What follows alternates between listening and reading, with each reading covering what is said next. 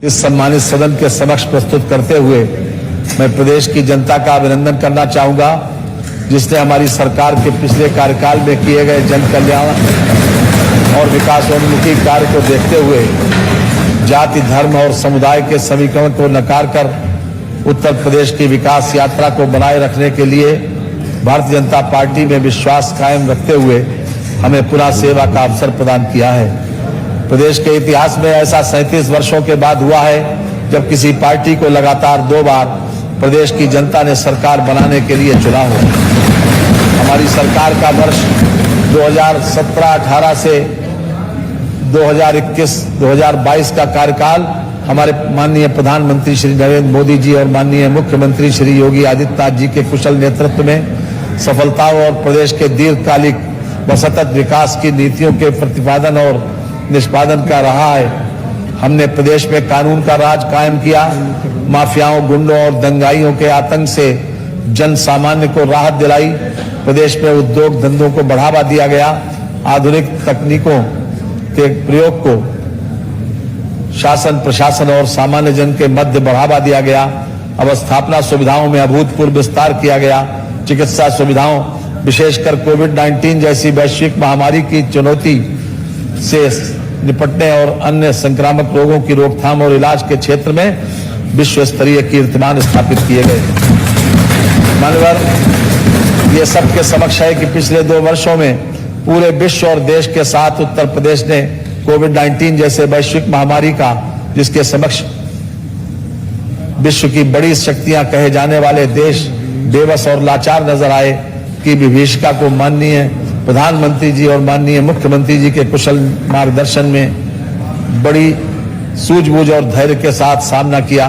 प्रशासन तंत्र और हमारे देशव्यापी व प्रदेशवासी इस चुनौतीपूर्ण समय में कंधे से कंधा मिलाकर खड़े रहे।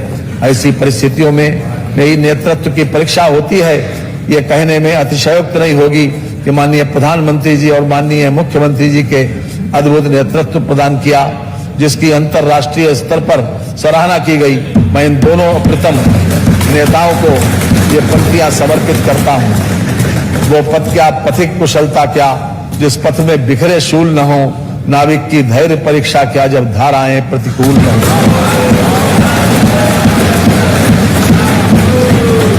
मान्यवर, हमारी सरकार ने पिछले कार्यकाल के पहले वर्ष में प्रदेश के 86 लाख लघु और सीमांत किसानों के फसली ऋण को मोचन कराया गया। गन्ना मूल्य भुगतान में प्रदेश देश में प्रथम स्थान पर है। हमारी सरकार द्वारा पेराई सत्र 17-18 से 2021-22 तक के सापेक्ष 16 मई 2022 तक 1,72,745 करोड़ रुपए के गन्ना मूल्य का भुगतान कराया, जो एक कीर्तिमान है, जिसमें पूर्व वर्षों की 10,662 करोड़ रुपए की धनराशि भी शामिल है। ये धनराशि वर्ष 2012 से 2017 के मध्य हुए गन्ना मूल्य भुगतान से 77,500 करोड़ रुपए अधिक है। प्रधानमंत्री किसान सम्मान निधि से 2.55 करोड़ किसानों को 6,000 रुपए वार्षिक आर्थिक सहायता दिलाकर उत्तर प्रदेश में प्रथम स्थान पर है। हमने इन्वेस्टर समिट 2018 का आयोजन कराया, जिसमें प्राप्त 4.68 लाख करोड़ रुपए तक के निवेश प्रस्तावों में से लगभग 3 लाख करोड़ रुपए के निवेश प्रस्तावों का कार्यान्वयन विभिन्न चरणों में है। इन निवेशों से 5 लाख से अधिक रोजगार के अवसर सृजित हो रहे हैं। आगामी 3 जून को इन्वेस्टर समिट की तीसरी ग्राउंड ब्रेकिंग सेरेमनी में 75,000 करोड़ रुपए से अधिक के निवेश प्रस्तावों को धरातल पर उतारा जाएगा। कोविड कालखंड में औद्योगिक निवेश की गति को बनाए रखने हेतु विशेष हेल्प डेस्क संचालित किया गया। राज्य सरकार एक्सप्रेसवे, जल मार्ग, हवाई अड्डों तथा अन्य मल्टी मॉडल परियोजनाओं के माध्यम से विश्व स्तरीय बुनियादी ढांचे तथा निर्बाध कनेक्टिविटी के विकास को सुनिश्चित करते हुए त्वरित अवस्थापना विकास को बढ़ावा दे रही है। उत्तर प्रदेश 5 एक्सप्रेसवे वाला देश का पहला प्रदेश बन गया है। लखनऊ एवं वाराणसी में वर्तमान अंतर्राष्ट्रीय हवाई अड्डों तथा कुशीनगर में नवीन अंतर्राष्ट्रीय हवाई अड्डे के साथ ही जेवर में नोएडा ग्रीन फील्ड अंतर्राष्ट्रीय हवाई अड्डा और अयोध्या में मर्यादा पुरुषोत्तम श्री राम अंतर्राष्ट्रीय हवाई अड्डे के साथ उत्तर प्रदेश शीघ्र ही 5 अंतर्राष्ट्रीय एयरपोर्ट वाला देश का पहला प्रदेश बन गया जाएगा। विभिन्न औद्योगिक परियोजनाओं जैसे मेडिकल डिवाइस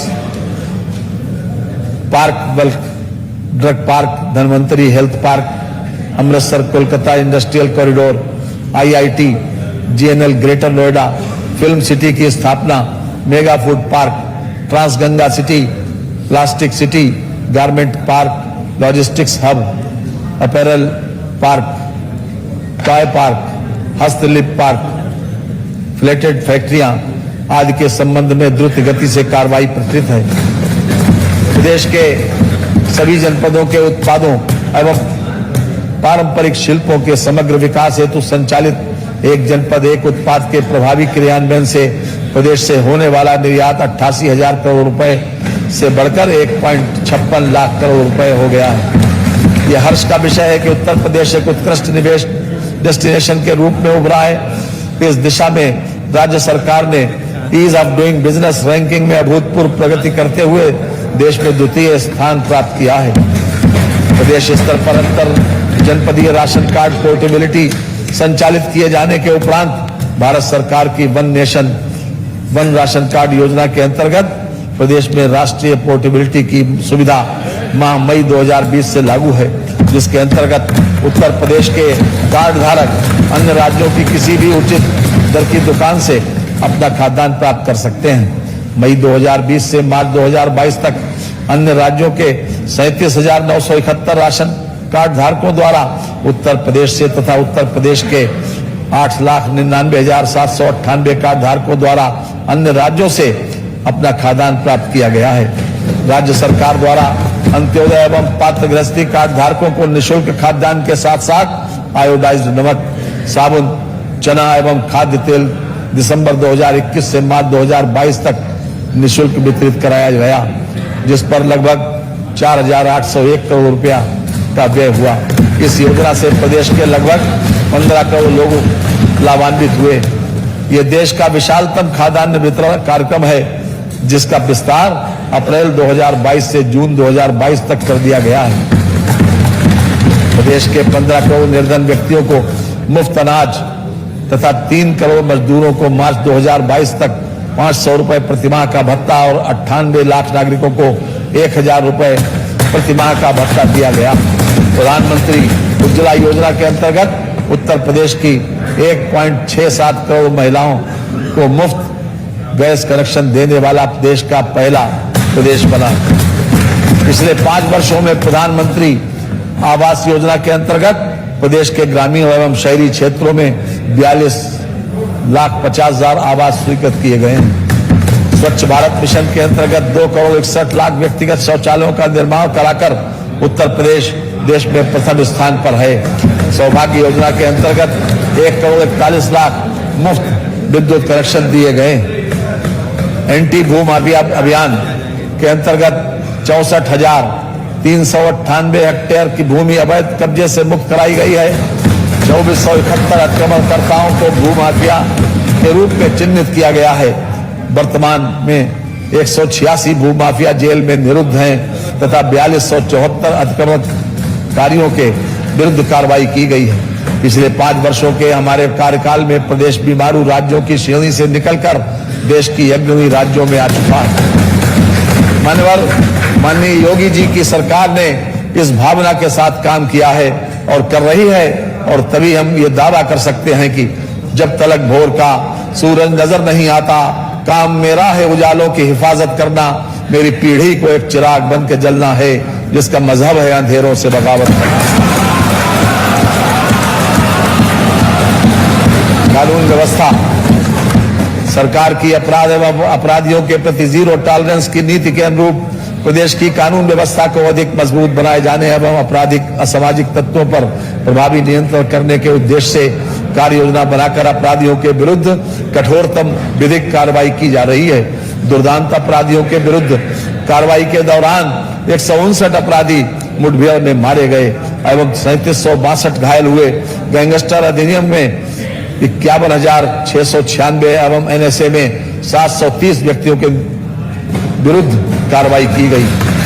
प्रदेश स्तर पर 50 चिन्हित माफिया व इनके गैंग के सदस्यों सहयोगियों के विरुद्ध प्रभावी कार्रवाई कराई जा रही है। इसके अतिरिक्त जनपद स्तर पर विभिन्न प्रकार के माफिया चिन्हित कर, जैसे आपराधिक माफिया, भू माफिया, खनन माफिया, वन माफिया, मादक पदार्थ ऑब्लिग शराब माफिया, शिक्षा माफिया, गौ तस्कर माफिया व अन्य माफियाओं के विरुद्ध कार्रवाई की जा रही है। महिलाओं एवं बालिकाओं के साथ घटित होने वाले अपराधों के प्रभावी रोकथाम हेतु मिशन शक्ति अभियान के अंतर्गत उत्तर प्रदेश पुलिस द्वारा अत्यंत प्रभावी कार्रवाई की गई। विधानसभा सामान्य निर्वाचन 2022 के अंतर्गत प्रदेश की 403 विधानसभा सीटों पर चुनाव निर्विघ्न एवं निर्विवाद रूप से सकुशल संपन्न हुए। चुनाव के दौरान पुलिस द्वारा सोशल मीडिया, डिजिटल वॉलंटियर एवं अन्य माध्यमों से प्रदेश में छोटी से छोटी सूचना का त्वरित गति से संज्ञान लेकर उन पर तत्परता पूर्वक कार्रवाई की गई, जिसके परिणाम स्वरूप कोई अफवाह बृहत रूप ले उससे पूर्व ही उस पर सकारात्मक निरोधात्मक कार्रवाई की गई, जिससे निर्वाचन के दौरान कोई भी बृहत घटना नहीं घटित हुई। प्रदेश ही नहीं बल्कि देश के अन्य राज्यों में भी इसकी सराहना की गई है। आतंकवादी गतिविधियों पर अंकुश लगाने के लिए एटीएस सेंटर देवबंद का निर्माण कार्य प्रगति पर है, जिसे शीघ्र पूर्ण किया जाएगा तथा मेरठ, बहराइच, कानपुर, आजमगढ़ व रामपुर में एटीएस सेंटर का निर्माण कराया जाएगा। माननीय उच्च न्यायालय इलाहाबाद, लखनऊ खंडपीठ एवं जिला न्यायालयों, राज्य सरकार द्वारा अधिसूचित किसी अन्य न्यायालय, मेट्रो, रेल, धार्मिक स्थलों विदिन ब्रैकेट अयोध्या, काशी, मथुरा, ऐतिहासिक स्थल ताजमहल, हवाई अड्डों, बैंकों, अन्य वित्तीय संस्थानों, औद्योगिक उपक्रमों, सामरिक एवं महत्वपूर्ण प्रतिष्ठानों आदि की उत्तम संरक्षा तथा सुरक्षा हेतु उत्तर प्रदेश विशेष सुरक्षा बल का गठन किया गया है, जिसके लिए 276 करोड़ 66 लाख रुपए की व्यवस्था प्रस्तावित है। पुलिस इमरजेंसी प्रबंध प्रणाली के अंतर्गत यूपी 112 विदिन ब्रैकेट डायल 100 योजना के द्वितीय चरण को वित्तीय वर्ष 2022-2023 में प्रारंभ किया जाना है। इसके सुदृढ़ीकरण हेतु 730 करोड़ 88 लाख रुपए की व्यवस्था प्रस्तावित है। सेफ सिटी योजना के अंतर्गत महिलाओं की सुरक्षा के लिए लखनऊ, गौतम बुद्ध नगर, आगरा, वाराणसी, गोरखपुर, प्रयागराज में योजना लागू किए जाने हेतु 523 करोड़ 34 लाख रुपए की व्यवस्था प्रस्तावित है। जनपदीय थानों हेतु सुरक्षा उपकरणों एवं अस्त्र शस्त्र हेतु 250 करोड़ रुपए की बजट व्यवस्था प्रस्तावित है।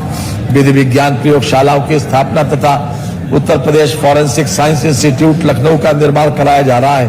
पुलिस के आवासीय भवनों के लिए 800 करोड़ रुपए, अनावासीय भवनों के लिए 800 करोड़ रुपए, नवसृजित जनपदों में पुलिस के आवासीय अनावासीय भवनों हेतु 300 करोड़ रुपए तथा नवसृजित जनपदों में पुलिस लाइन के निर्माण के लिए भूमि क्रय हेतु 65 करोड़ 70 लाख रुपए की व्यवस्था प्रस्तावित है।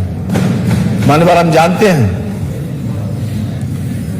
कि वर्ष 2019 में माननीय प्रधानमंत्री जी ने भारत देश को $5 ट्रिलियन की अर्थव्यवस्था के रूप में विकसित करने का लक्ष्य घोषित किया। उत्तर प्रदेश देश का सबसे अधिक मानव संपदा वाला प्रदेश है, अतः देश को $5 ट्रिलियन की अर्थव्यवस्था बनाने में उत्तर प्रदेश का महत्वपूर्ण योगदान रहेगा। इसी दृष्टि से प्रदेश को $1 ट्रिलियन की अर्थव्यवस्था के रूप में विकसित करने का लक्ष्य लेकर हमारी सरकार कार्य कर रही है। कोविड-19 महामारी से वित्तीय वर्ष 2020-2021 और 2021-2022 में विश्वव्यापी आर्थिक मंदी रही, जिसका प्रभाव प्रदेश की अर्थव्यवस्था पर भी पड़ा। अब प्रदेश उस दौर से निकल चुका है। प्रदेश की अर्थव्यवस्था में तेजी से सुधार हो रहा है। हमारा विश्वास है कि हम प्रदेश की अर्थव्यवस्था को $1 ट्रिलियन तक ले जाने में सफल होंगे। मंजिल उन्हीं को मिलती है जिनके सपनों में जान होती है। पंख से कुछ नहीं होता, हौसलों में उड़ान होती है। किसान, हमारी सरकार द्वारा पेराई सत्र 2017-2018 से 2021-2022 तक के सापेक्ष दिनांक 16 मई 2022 तक गन्ना किसानों के 1,72,745 करोड़ रुपए का रिकॉर्ड गन्ना मूल्य भुगतान कराया गया, जो इसके पूर्व के 5 वर्षों के सम्मिलित गन्ना मूल्य भुगतान 95,215 करोड़ रुपए से 77,530 करोड़ रुपए अधिक है। प्रदेश में प्रधानमंत्री किसान सम्मान निधि, योजना माह दिसंबर 2018 से संचालित है। योजना के अंतर्गत 2.55 करोड़ कृषकों के बैंक खातों में डीबीटी के माध्यम से 42,565 करोड़ रुपए हस्तांतरित किए गए हैं। मुख्यमंत्री कृषक दुर्घटना कल्याण योजना दिनांक 14 सितंबर 2019 से लागू की गई है। इस योजना के अंतर्गत कृषक की परिभाषा का विस्तार करते हुए खतौनी में दर्ज खातेदार, सह खातेदार के साथ साथ उनके परिवार के ऐसे कमाऊ सदस्य जिनकी आजीविका का मुख्य स्रोत खातेदार, सह खातेदार के नाम दर्ज भूमि से होने वाली कृषि आय है तथा ऐसे भूमिहीन व्यक्ति जो पट्टे से प्राप्त भूमि पर अथवा बटाई पर कृषि कार्य करते हैं को भी सम्मिलित किया गया है। योजना के अंतर्गत दुर्घटनावश मृत्यु / दिव्यांगता की दशा में अधिकतम 5 लाख रुपए दिए जाने का प्रावधान है। वित्तीय वर्ष 2022-2023 के बजट में इस योजना हेतु 650 करोड़ रुपए की व्यवस्था प्रस्तावित।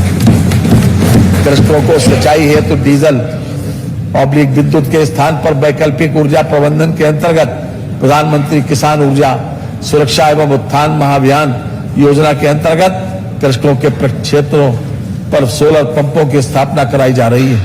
वित्तीय वर्ष 2022-2023 में 15,000 सोलर पंपों की स्थापना कराई जाएगी। कृषि उत्पादन में गुणवत्ता युक्त बीजों को सर्वाधिक महत्व है, इसलिए वर्ष 2021-2022 में 60.10 लाख कुंटल बीजों का वितरण किया गया है। वर्ष 2022-2023 में 60.20 लाख कुंटल बीजों का वितरण किया जाना प्रस्तावित है। प्रदेश सरकार द्वारा कृषकों को पर्याप्त मात्रा में उर्वरकों की उपलब्धता सुनिश्चित कराई जा रही है। वर्ष 2021-2022 में 99.80 लाख मीट्रिक टन उर्वरक का वितरण किया गया है। वर्ष 2022-2023 में 119.30 लाख मीट्रिक टन उर्वरक वितरण का लक्ष्य है। प्रदेश में 34,307 राजकीय नलकूपों तथा 252 लघु डाल नहरों द्वारा कृषकों को मुफ्त सिंचाई सुविधा उपलब्ध कराई जा रही है। मुख्यमंत्री लघु सिंचाई योजना हेतु 1,000 करोड़ रुपए की व्यवस्था प्रस्तावित है। खरीफ विपणन वर्ष 2021-2022 में न्यूनतम समर्थन मूल्य योजना के अंतर्गत भारत सरकार द्वारा धान कामन का समर्थन मूल्य 1940 रुपए प्रति कुंटल एवं धान ग्रेड ए का समर्थन मूल्य 1960 रुपए प्रति कुंटल निर्धारित किया गया। खरीफ वर्ष 2021-2022 में 4656 स्थापित क्रय केंद्रों के माध्यम से 11 लाख से अधिक किसानों से 65,53,000 मीट्रिक टन धान की खरीद की गई, जिसके सापेक्ष किसानों के खातों में ई पेमेंट के माध्यम से 12,485 करोड़ रुपए का सीधे भुगतान किया जा चुका है। रबी विपणन वर्ष 2022-2023 में भारत सरकार द्वारा गेहूं का न्यूनतम समर्थन मूल्य 2,015 रुपए प्रति कुंटल निर्धारित किया गया। प्रदेश में गेहूं क्रय अवधि दिनांक 1 अप्रैल 2022 से 15 जून 2022 तक निर्धारित है। किसानों को न्यूनतम समर्थन मूल्य का लाभ दिलाने हेतु प्रदेश में 5608 क्रय केंद्र स्थापित कर दिनांक 25 अप्रैल 2022 तक लगभग 94,000 मीट्रिक टन गेहूं का क्रय किया गया। वर्ष 2020-21 में रुपए 7,085 करोड़ 59 लाख का अल्पकालिक ऋण प्रदेश के किसानों को वितरित किया जा चुका है, जिससे 17.99 लाख किसान लाभान्वित हुए। वर्ष 2021-22 में लगभग रुपए 7,543 करोड़ रुपए 81 लाख ऋण का वितरण किया जा चुका है, जिससे 18.61 लाख किसान लाभान्वित हुए हैं। महिला प्रदेश में महिलाओं एवं बालिकाओं की सुरक्षा सुदृढ़ बनाए रखने के उद्देश्य से प्रदेश के सभी जनपदों के समस्त 1535 स्थानों पर महिला बीट आरक्षी नामित करते हुए महिला हेल्प डेस्क की स्थापना की गई है, जिस पर ससम्मान उनकी शिकायतों का निराकरण कराया जा रहा है। इससे महिलाओं में सुरक्षा की भावना जागृत हुई है। उनकी शिकायतों पर प्रभावी कार्रवाई तत्काल की जा रही है।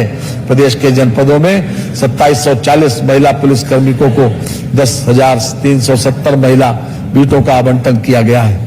महिलाओं की अधिक से अधिक भागीदारी हेतु 3 महिला पीएससी बटालियन लखनऊ, गोरखपुर तथा बदायूं का गठन किया जा रहा है। अगस्त 2020 में गठित महिला एवं बाल सुरक्षा संगठन का क्रियान्वयन पर्यवेक्षण अपर पुलिस महानिदेशक महिला एवं बाल सुरक्षा संगठन उत्तर प्रदेश द्वारा किया जा रहा है। प्रदेश के समस्त जनपदों में जनपद स्तर पर साइबर हेल्प डेस्क स्थापना की जा रही है। महिला सामर्थ्य योजना हेतु 72 करोड़ 50 लाख रुपए की व्यवस्था प्रस्तावित की गई है। बेटी पढ़ाओ बेटी बचाओ के आह्वान में यूपीएसई 2018 की 100 टॉपर छात्राओं को लैपटॉप और 100 टॉपर SC/ST छात्राओं को लैपटॉप प्रदान किया गया। सूक्ष्म एवं लघु उद्योग क्षेत्र में मिशन शक्ति कार्यक्रम के अंतर्गत महिलाओं की सुरक्षा एवं सशक्तिकरण तथा कौशल विकास हेतु 20 करोड़ रुपए की व्यवस्था प्रस्तावित है। आंगनबाड़ी कार्यकर्तियों को बेहतर कार्य प्रदर्शन हेतु प्रेरित करने के उद्देश्य से सितंबर 2021 से 1500 रुपए प्रतिमाह की दर से प्रोत्साहन राशि प्रदान की जा रही है। बाल कल्याण हाल के वर्षों से में उत्तर प्रदेश सरकार ने बच्चों के मुद्दों पर विशेष ध्यान दिया है। इसके परिणाम स्वरूप पिछले कुछ वर्षों में शिशु मृत्यु दर में गिरावट आई है। दस्तक कार्यक्रम इस सरकार के प्रमुख कार्यक्रमों में से एक है, जिसके परिणाम स्वरूप AES/JEE से प्रभावित सभी क्षेत्रों में बच्चों की मृत्यु में बड़ी कमी आई है। Sick and newborn care units के विस्तार पर ध्यान केंद्रित करते हुए सरकार ने पिछले 5 वर्षों में प्रतिवर्ष 1 लाख से अधिक बच्चों की मृत्यु को रोका है। इसी क्रम में गति को जारी रखते हुए सरकार कुपोषण के मुद्दों को दूर करने पर भी ध्यान केंद्रित कर रही है। 203 ब्लॉक स्तरीय केंद्रों को बढ़ावा देकर कुपोषण पुनर्वास केंद्रों को जिलों से ब्लॉक तक ले जाने के लिए बजटीय प्रावधान किए जा रहे हैं। कोविड-19 संक्रमण के कारण अनाथ प्रभावित हुए बच्चों के भरण पोषण, शिक्षा, चिकित्सा आदि की व्यवस्था हेतु उत्तर प्रदेश मुख्यमंत्री बाल सेवा योजना का संचालन किया जा रहा है। योजना के अंतर्गत पात्र बच्चों को 4000 रुपए प्रतिमाह की आर्थिक सहायता प्रदान की जाती है। कोविड-19 संक्रमण से भिन्न अन्य कारणों से अपने माता पिता अथवा दोनों अभिभावक खोने वाले बच्चों के भरण पोषण, शिक्षा, चिकित्सा आदि की व्यवस्था हेतु उत्तर प्रदेश मुख्यमंत्री बाल सेवा योजना (सामान्य) का संचालन किया जा रहा है। इस योजना के अंतर्गत पात्र लाभार्थियों को 2500 रुपए प्रतिमाह की आर्थिक सहायता प्रदान की जा रही है। नया सवेरा कार्यक्रम का उद्देश्य हमारे समाज से बाल श्रम को पूरी तरह समाप्त करना है। जरूरतमंद परिवारों को नगद हस्तांतरण किया जा रहा है ताकि परिवार उन बच्चों की शिक्षा जारी रख सकें जिनके बाल श्रम में शामिल होने का खतरा है। कार्यक्रम के अत्यंत उत्साहजनक परिणाम आए हैं और कई ग्राम पंचायतों को बाल श्रम मुक्त घोषित किया जा रहा है। ऑपरेशन विद्यालय कायाकल्प कार्यक्रम का उल्लेख भी महत्वपूर्ण है, जिसके माध्यम से सरकारी स्कूलों में बुनियादी ढांचे को रूपांतरित किया गया है, जिसके परिणाम स्वरूप पिछले कुछ वर्षों में सरकारी स्कूलों में बच्चों के नामांकन में वृद्धि हुई है, जिसने पिछले वर्षों की गिरावट के रुझानों को उलट दिया है। युवाओं के लिए प्रदेश के शहरी एवं ग्रामीण क्षेत्रों के युवाओं को तकनीकी रूप से सक्षम बनाने के उद्देश्य से 25 दिसंबर 2021 से निःशुल्क टैबलेट स्मार्टफोन वितरण योजना प्रारंभ की गई है।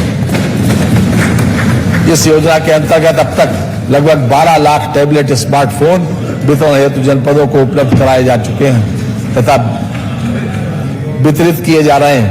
लोक कल्याण संकल्प पत्र 2022 में आगामी 5 वर्षों में 2 करोड़ स्मार्टफोन टैबलेट वितरित किए जाने का लक्ष्य निर्धारित किया गया है।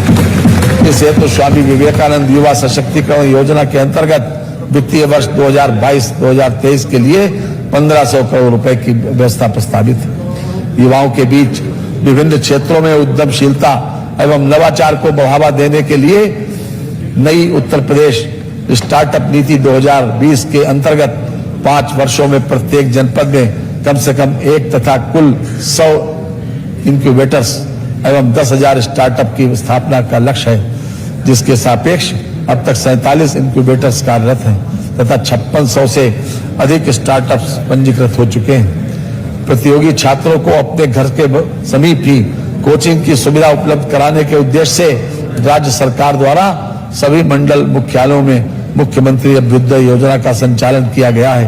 योजना का विस्तार प्रदेश के सभी जनपदों में किया जा रहा है।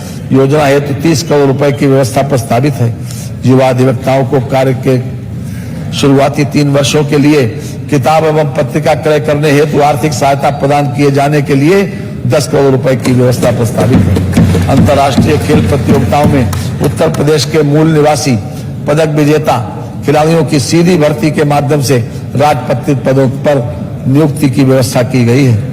जनपद वाराणसी में अंतर्राष्ट्रीय क्रिकेट स्टेडियम की स्थापना के लिए भूमि क्रय हेतु 95 करोड़ रुपए की व्यवस्था प्रस्तावित है। खेल के विकास एवं उत्कृष्ट कोटि के खिलाड़ी तैयार करने हेतु जनपद मेरठ में मेजर ध्यानचंद खेल विश्वविद्यालय का शिलान्यास दिनांक 2 जनवरी 2022 को माननीय प्रधानमंत्री जी द्वारा किया गया, जिस पर 700 करोड़ रुपए की धनराशि व्यय होगी। विश्वविद्यालय की स्थापना हेतु 50 करोड़ रुपए की व्यवस्था प्रस्तावित है। भारत सरकार की खेलो इंडिया एक जनपद एक खेल योजना के अंतर्गत प्रदेश के 75 जनपदों में खेलो इंडिया सेंटर्स की स्थापना कराए जाने की योजना है। खेल अवस्थापनाओं एवं अन्य सुविधाओं को उपलब्ध कराते हुए वित्तीय वर्ष 2021-2022 से प्रदेश में 36 अवस्थापनाओं का निर्माण किया जा रहा है तथा 6 अत्याधुनिक जिम विभिन्न जनपदों में स्थापित किए गए हैं। प्रदेश में निजी निवेश के माध्यम से 1 करोड़ 61 लाख युवाओं को निजी क्षेत्र में रोजगार उपलब्ध कराया गया। 60 लाख से अधिक युवाओं को स्वरोजगार से जोड़ा गया। निष्पक्ष और पारदर्शी प्रक्रिया के माध्यम से विगत 5 वर्षों में युवाओं को 4.50 लाख सरकारी नौकरियों में लिया गया। मुझे ये बताते हुए हर्ष है कि जहां जून 2016 में प्रदेश में बेरोजगारी की दर 18% थी, वहीं अप्रैल 2022 में यह दर घटकर 2.9% रह गई।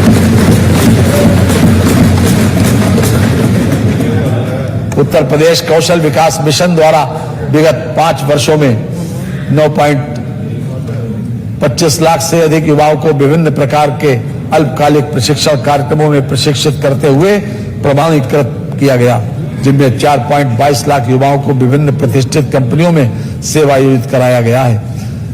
सूचना प्रौद्योगिकी एवं इलेक्ट्रॉनिक्स उद्योग नीति के अंतर्गत 5 वर्षों में 40,000 करोड़ रुपए के निवेश और 4 लाख व्यक्तियों के लिए रोजगार सृजन का लक्ष्य निर्धारित किया गया है।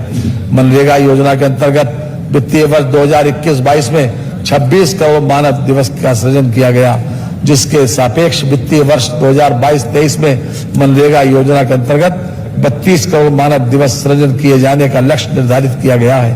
प्रदेश सरकार द्वारा अधिकाधिक सूक्ष्म लघु एवं मध्यम उद्यमों की स्थापना हेतु प्रोत्साहनात्मक वातावरण का सृजन किया गया है, जिसके फलस्वरूप वित्तीय वर्ष 2021-2022 में लगभग 3,97,028 उद्यम पंजीकृत हुए, जिसमें 27,84,117 रोजगार का सृजन हुआ।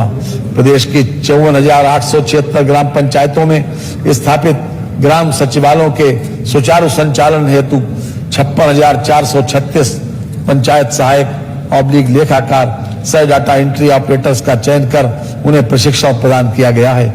मुख्यमंत्री युवा स्वरोजगार योजना के अंतर्गत वित्तीय वर्ष 2021-2022 में 5,000 इकाइयों को स्थापित कराया गया तथा 4,187 लाभार्थियों को लाभान्वित किया गया। मुख्यमंत्री ग्रामोद्योग रोजगार योजना के अंतर्गत वर्ष 2022-2023 में 800 इकाइयों की स्थापना कराकर 16,000 लोगों को रोजगार उपलब्ध कराए जाने का लक्ष्य है। माध्यमिक शिक्षा में शिक्षक के चयन में साक्षात्कार समाप्त कर 40,402 शिक्षकों का चयन एवं 7,540 पदों का सृजन किया गया है। चिकित्सा शिक्षा के क्षेत्र में रोजगार सृजन की अपार संभावनाएं हैं। लगभग 3,000 नर्सों को राजकीय मेडिकल कॉलेजों अस्पतालों में नियुक्ति दी गई तथा लगभग 10,000 नए पद सृजित किए गए हैं, जो आगामी वर्षों में भरे जाएंगे। सामाजिक सुरक्षा वृद्धावस्था पेंशन योजना अंतर्गत प्रत्येक लाभार्थी की पेंशन की राशि को बढ़ाकर 1,000 रुपए प्रतिमाह की दर से लगभग 56 लाख वृद्धजन को पेंशन प्रदान की जा रही है। योजना हेतु 7,053 करोड़ 56 लाख रुपए की व्यवस्था प्रस्तावित है। निराश्रित महिला पेंशन योजना अंतर्गत पात्र लाभार्थियों को देय पेंशन की धनराशि 500 रुपए प्रतिमाह को बढ़ाकर 1,000 रुपए प्रतिमाह कर दिया गया है। वित्तीय वर्ष 2021-22 में इस योजना के अंतर्गत 31 लाख महिलाओं को लाभान्वित किया गया। वित्तीय वर्ष 2022-2023 के बजट में इस योजना हेतु 4032 करोड़ रुपए की व्यवस्था प्रस्तावित है। मुख्यमंत्री सामूहिक विवाह योजना हेतु 600 करोड़ रुपए की व्यवस्था प्रस्तावित है। दिव्यांग भरण पोषण अनुदान की धनराशि जो वर्ष 2017 के पूर्व मात्र 300 रुपए प्रतिमाह प्रति व्यक्ति थी को बढ़ाकर 1000 रुपए प्रतिमाह कर दिया गया है।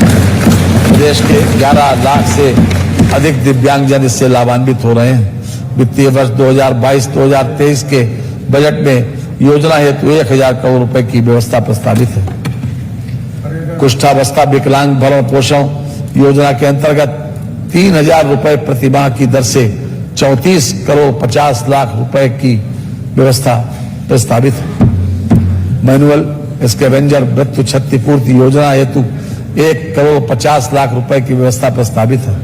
बुजुर्ग पुजारियों, संतों एवं पुरोहितों के समग्र कल्याण की योजनाओं के क्रियान्वयन हेतु बोर्ड के गठन हेतु 1 करोड़ रुपए की व्यवस्था प्रस्तावित है।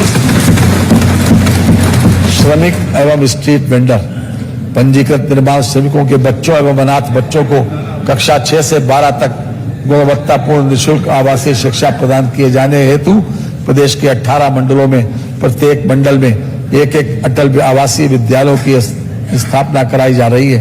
इस हेतु 300 करोड़ रुपए की व्यवस्था प्रस्तावित है। कामगारों श्रमिकों को सामाजिक एवं आर्थिक सुरक्षा तथा उनके सर्वांगीण विकास के उद्देश्य को सुनियोजित ढंग से प्राप्त किए जाने हेतु उत्तर प्रदेश कामगार और श्रमिक विदिन ब्रैकेट सेवा योजना और रोजगार विदिन ब्रैकेट बंद आयोग का गठन किया गया है। शहरी स्ट्रीट वेंडर्स को आत्मनिर्भर बनाने हेतु प्रधानमंत्री स्ट्रीट वेंडर्स आत्मनिर्भर निधि योजना के अंतर्गत 8 लाख से अधिक स्ट्रीट वेंडर्स को ऋण वितरित कर उत्तर प्रदेश देश में प्रथम स्थान पर है। प्रदेश के 10 शहरों में 19 मॉडल स्ट्रीट वेंडिंग जोन्स का विकास किया जा रहा है। शहरी बेघरों के लिए आश्रय योजना के अंतर्गत 130 शेल्टर होम क्रियाशील किए जा चुके हैं। माननीय प्रधानमंत्री जी ने देश को आत्मनिर्भर भारत का मंत्र दिया है, जिसका परम उद्देश्य भारत देश को हर क्षेत्र में, चाहे वह मैन्युफैक्चरिंग हो, आईटी एवं इलेक्ट्रॉनिक्स हो, उद्योग धंधे हो, शिक्षा, स्वास्थ्य या कृषि हो, आत्मनिर्भर बनाना है। इसी के तहत योगी सरकार के उत्तर प्रदेश को आत्मनिर्भर प्रदेश के रूप में विकसित किए जाने का विजन दिया। हम इस दिशा में दृढ़ इच्छा शक्ति और ऊर्जा के साथ आगे बढ़ रहे हैं। आत्मनिर्भरता एक स्वस्थ, विकसित और सशक्त समाज का प्रधान लक्षण है। यहाँ पर मुझे 2 पंक्तियां याद आ रही हैं। माजिद देवबंदी की 2 पंक्तियां हैं। गैर परों से उड़ सकते हैं हद के हद दीवारों तक, और अंबर तक तो वही उड़ेंगे जिनके अपने पर होंगे।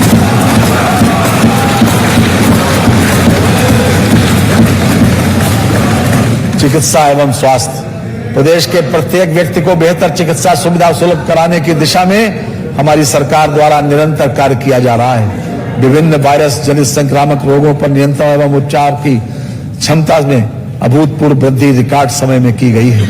राष्ट्रीय ग्रामीण स्वास्थ्य मिशन हेतु 10,547 करोड़ 42 लाख रुपए की व्यवस्था प्रस्तावित है। प्रधानमंत्री आत्मनिर्भर स्वस्थ भारत योजना हेतु 620 करोड़ रुपए की व्यवस्था प्रस्तावित है। आयुष्मान भारत योजना के अंतर्गत 2949 चिकित्सालयों को आबद्ध किया गया है। प्रदेश के 1.78 करोड़ लाभार्थी परिवारों को लाभ दिए जाने का लक्ष्य निर्धारित है। अब तक 1.84 करोड़ व्यक्तियों को आयुष्मान कार्ड वितरित किए जा चुके हैं। योजना हेतु 560 करोड़ रुपए की व्यवस्था प्रस्तावित है। आयुष्मान भारत मुख्यमंत्री जन आरोग्य योजना हेतु 250 करोड़ रुपए की व्यवस्था प्रस्तावित है। प्रधानमंत्री मातृत्व वंदना योजना हेतु 320 करोड़ 7 लाख रुपए की व्यवस्था प्रस्तावित है। 15वें वित्त आयोग की संस्तुतियों के अधीन विभिन्न योजनाओं हेतु 2908 करोड़ रुपए की व्यवस्था प्रस्तावित है। राज्य कर्मचारियों तथा पेंशनरों की असाध्य बीमारी के उपचार हेतु राज्य कर्मचारी कैशलेस चिकित्सा योजना हेतु 100 करोड़ रुपए की व्यवस्था प्रस्तावित है। प्रदेश में 9 से 14 वर्ष तक की 1 लाख बालिकाओं को HPV वैक्सीन की दोनों खुराक से आच्छादित किए जाने हेतु 50 करोड़ रुपए की व्यवस्था प्रस्तावित है। आशा कार्यकर्त्री एवं शहरी आशा संगनियों को राज्य सरकार द्वारा प्रतिपूर्ति की धनराशि में की गई वृद्धि के दृष्टिगत 300 करोड़ रुपए की बजट व्यवस्था प्रस्तावित है। राज्य औषधि नियंत्रण प्रणाली के सुदृढ़ीकरण हेतु खाद्य औषधि प्रयोगशालाओं एवं मंडलीय कार्यालयों के निर्माण के लिए 50 करोड़ रुपए की व्यवस्था प्रस्तावित है। प्रदेश के सीमावर्ती व अन्य क्षेत्रों में सुपर स्पेशलिटी चिकित्सालयों की स्थापना हेतु 25 करोड़ रुपए की व्यवस्था प्रस्तावित है। चिकित्सा शिक्षा, प्रदेश में उच्च कोटि की गुणवत्तापूर्ण एवं विशेषज्ञ चिकित्सा सुविधा का विकास किए जाने के दिशा में हमारी सरकार द्वारा उल्लेखनीय प्रगति की गई है। राज्य सरकार के संकल्प के अनुरूप प्रदेश के सभी जनपदों में कम से कम एक मेडिकल कॉलेज स्थापित करने का कार्य प्रगति पर है। वर्तमान में प्रदेश में 65 मेडिकल कॉलेज संचालित हैं, जिनमें 35 राज्य सरकार द्वारा एवं 30 निजी क्षेत्र की द्वारा संचालित है। वर्तमान में 45 जनपद मेडिकल कॉलेज की सुविधा से आच्छादित हैं व 14 जनपदों में राज्य सरकार और केंद्र सरकार द्वारा वित्त पोषित मेडिकल कॉलेज निर्माणाधीन है। इसके अतिरिक्त प्रदेश में 2 एम्स गोरखपुर व रायबरेली, IMS, BHU वाराणसी तथा जवाहरलाल नेहरू मेडिकल कॉलेज अलीगढ़ संचालित है। प्रदेश के 16 असेवित जनपदों में मेडिकल कॉलेजों की स्थापना हेतु राज्य सरकार द्वारा PPP नीति घोषित की गई है, जिसमें निजी निवेश के माध्यम से मेडिकल कॉलेज स्थापित किए जाएंगे। लोक कल्याण संकल्प पत्र 2022 के अनुरूप MBBS एवं PG पाठ्यक्रमों में सीटों में वृद्धि हेतु 500 करोड़ रुपए की व्यवस्था प्रस्तावित है। स्वशासी राज्य चिकित्सा महाविद्यालयों के संचालन हेतु 50 करोड़ रुपए की व्यवस्था प्रस्तावित है। नर्सिंग कॉलेज की स्थापना हेतु 25 करोड़ रुपए की व्यवस्था प्रस्तावित है। माननीय अटल बिहारी वाजपेयी चिकित्सा विश्वविद्यालय लखनऊ की स्थापना हेतु 100 करोड़ 45 लाख रुपए की व्यवस्था प्रस्तावित है। प्रदेश के 14 जनपदों बिजनौर, कुशीनगर, सुल्तानपुर, गोंडा, ललितपुर, लखीमपुर खीरी, चंदौली, बुलंदशहर, सोनभद्र, पीलीभीत, औरैया, कानपुर देहात, कौशाम्बी तथा अमेठी में निर्माणाधीन नए मेडिकल कॉलेजों के लिए 2100 करोड़ रुपए की व्यवस्था की है। पंडित दीनदयाल उपाध्याय राज्य कर्मचारी कैशलेस चिकित्सा योजना हेतु 50 करोड़ रुपए की व्यवस्था प्रस्तावित है। प्रदेश की निर्धन आबादी को असाध्य रोगों की चिकित्सा सुविधा मुहैया कराए जाने हेतु 100 करोड़ रुपए की व्यवस्था प्रस्तावित है। आयुष, गोरखपुर में आयुष विश्वविद्यालय की स्थापना हेतु 113 करोड़ 52 लाख रुपए की व्यवस्था प्रस्तावित है। अवस्थापना एवं औद्योगिक विकास, राज्य सरकार ने आगामी 10 वर्षों में 10 लाख करोड़ रुपए के अभूतपूर्व स्तर पर निवेश आकर्षित करने की योजना बनाई है। फास्ट ट्रैक प्रोजेक्ट प्लानिंग के लिए PM गति शक्ति नेशनल मास्टर प्लान तथा संभावित बिजनेस पार्टनर्स के लिए उच्च गुणवत्ता की औद्योगिक अवस्थापना सुविधाएं के विकास हेतु अटल इंडस्ट्रियल इंफ्रास्ट्रक्चर मिशन का कार्यान्वयन किया जाएगा, जिसके प्रथम चरण हेतु 100 करोड़ रुपए की व्यवस्था प्रस्तावित है। प्रधानमंत्री गति शक्ति योजना के अंतर्गत मल्टी मॉडल कनेक्टिविटी परियोजनाओं हेतु 897 करोड़ रुपए की व्यवस्था प्रस्तावित है। ऑप्टिकल फाइबर केबल नेटवर्क पर पूंजीगत परियोजनाओं हेतु 300 करोड़ रुपए की व्यवस्था प्रस्तावित है। प्रदेश में डिजिटाइजेशन को बढ़ावा देने वाली पूंजीगत परियोजनाओं हेतु 200 करोड़ रुपए की व्यवस्था प्रस्तावित है। राज्य सरकार के अधीन सार्वजनिक क्षेत्र की बंद पड़ी वस्त्रोद्योग इकाइयों के विनिवेश से प्राप्त होने वाली धनराशि से पूंजीगत परियोजनाओं के निर्माण की कार्ययोजना बनाई गई है। लखनऊ से गाजीपुर तक 340.824 किलोमीटर लंबे 6 लेन के प्रवेश नियंत्रित पूर्वांचल एक्सप्रेसवे का संचालन नवंबर 2021 से प्रारंभ हो चुका है तथा बुंदेलखंड एक्सप्रेसवे का 90% से अधिक कार्य पूर्ण हो चुका है, जिसको शीघ्र जन सामान्य के लिए सुलभ करा दिया जाएगा। जिसके अतिरिक्त गोरखपुर को पूर्वांचल एक्सप्रेसवे से जोड़े जाने हेतु निर्माणाधीन गोरखपुर लिंक एक्सप्रेसवे का निर्माण कार्य 40% से अधिक पूर्ण कर लिया गया है। बुंदेलखंड एक्सप्रेसवे के साथ डिफेंस कॉरिडोर परियोजना अंतर्गत 8,640 करोड़ रुपए के 62 MOU पर हस्ताक्षर किए गए हैं। लोक कल्याण संकल्प पत्र 2022 की भावना के अनुसार राज्य सरकार द्वारा राज्य के सभी ग्रीनफील्ड एक्सप्रेसवेज के किनारे इंडस्ट्रियल कॉरिडोर विकसित करने का निर्णय लिया गया है तथा इसके लिए प्रथम चरण में 500 करोड़ रुपए की व्यवस्था प्रस्तावित है।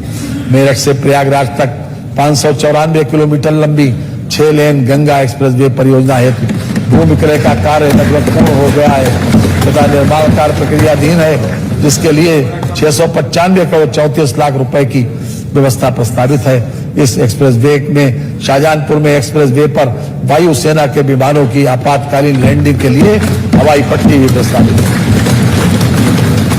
लोक निर्माण, सड़कों और सेतुओं के निर्माण हेतु रुपए 18,561 करोड़ रुपए की व्यवस्था प्रस्तावित है। विशेष क्षेत्र कार्यक्रम के अंतर्गत पूर्वांचल एवं बुंदेलखंड की योजनाओं हेतु 700 करोड़ रुपए की व्यवस्था प्रस्तावित है। सड़कों और सेतुओं के अनुरक्षण हेतु 4,747 करोड़ रुपए की बजट व्यवस्था प्रस्तावित है। ग्रामों एवं बसाहतों को सर्व ऋतु संपर्क मार्गों से जोड़ने हेतु विभिन्न योजनाओं के लिए 1,965 करोड़ रुपए की व्यवस्था प्रस्तावित है।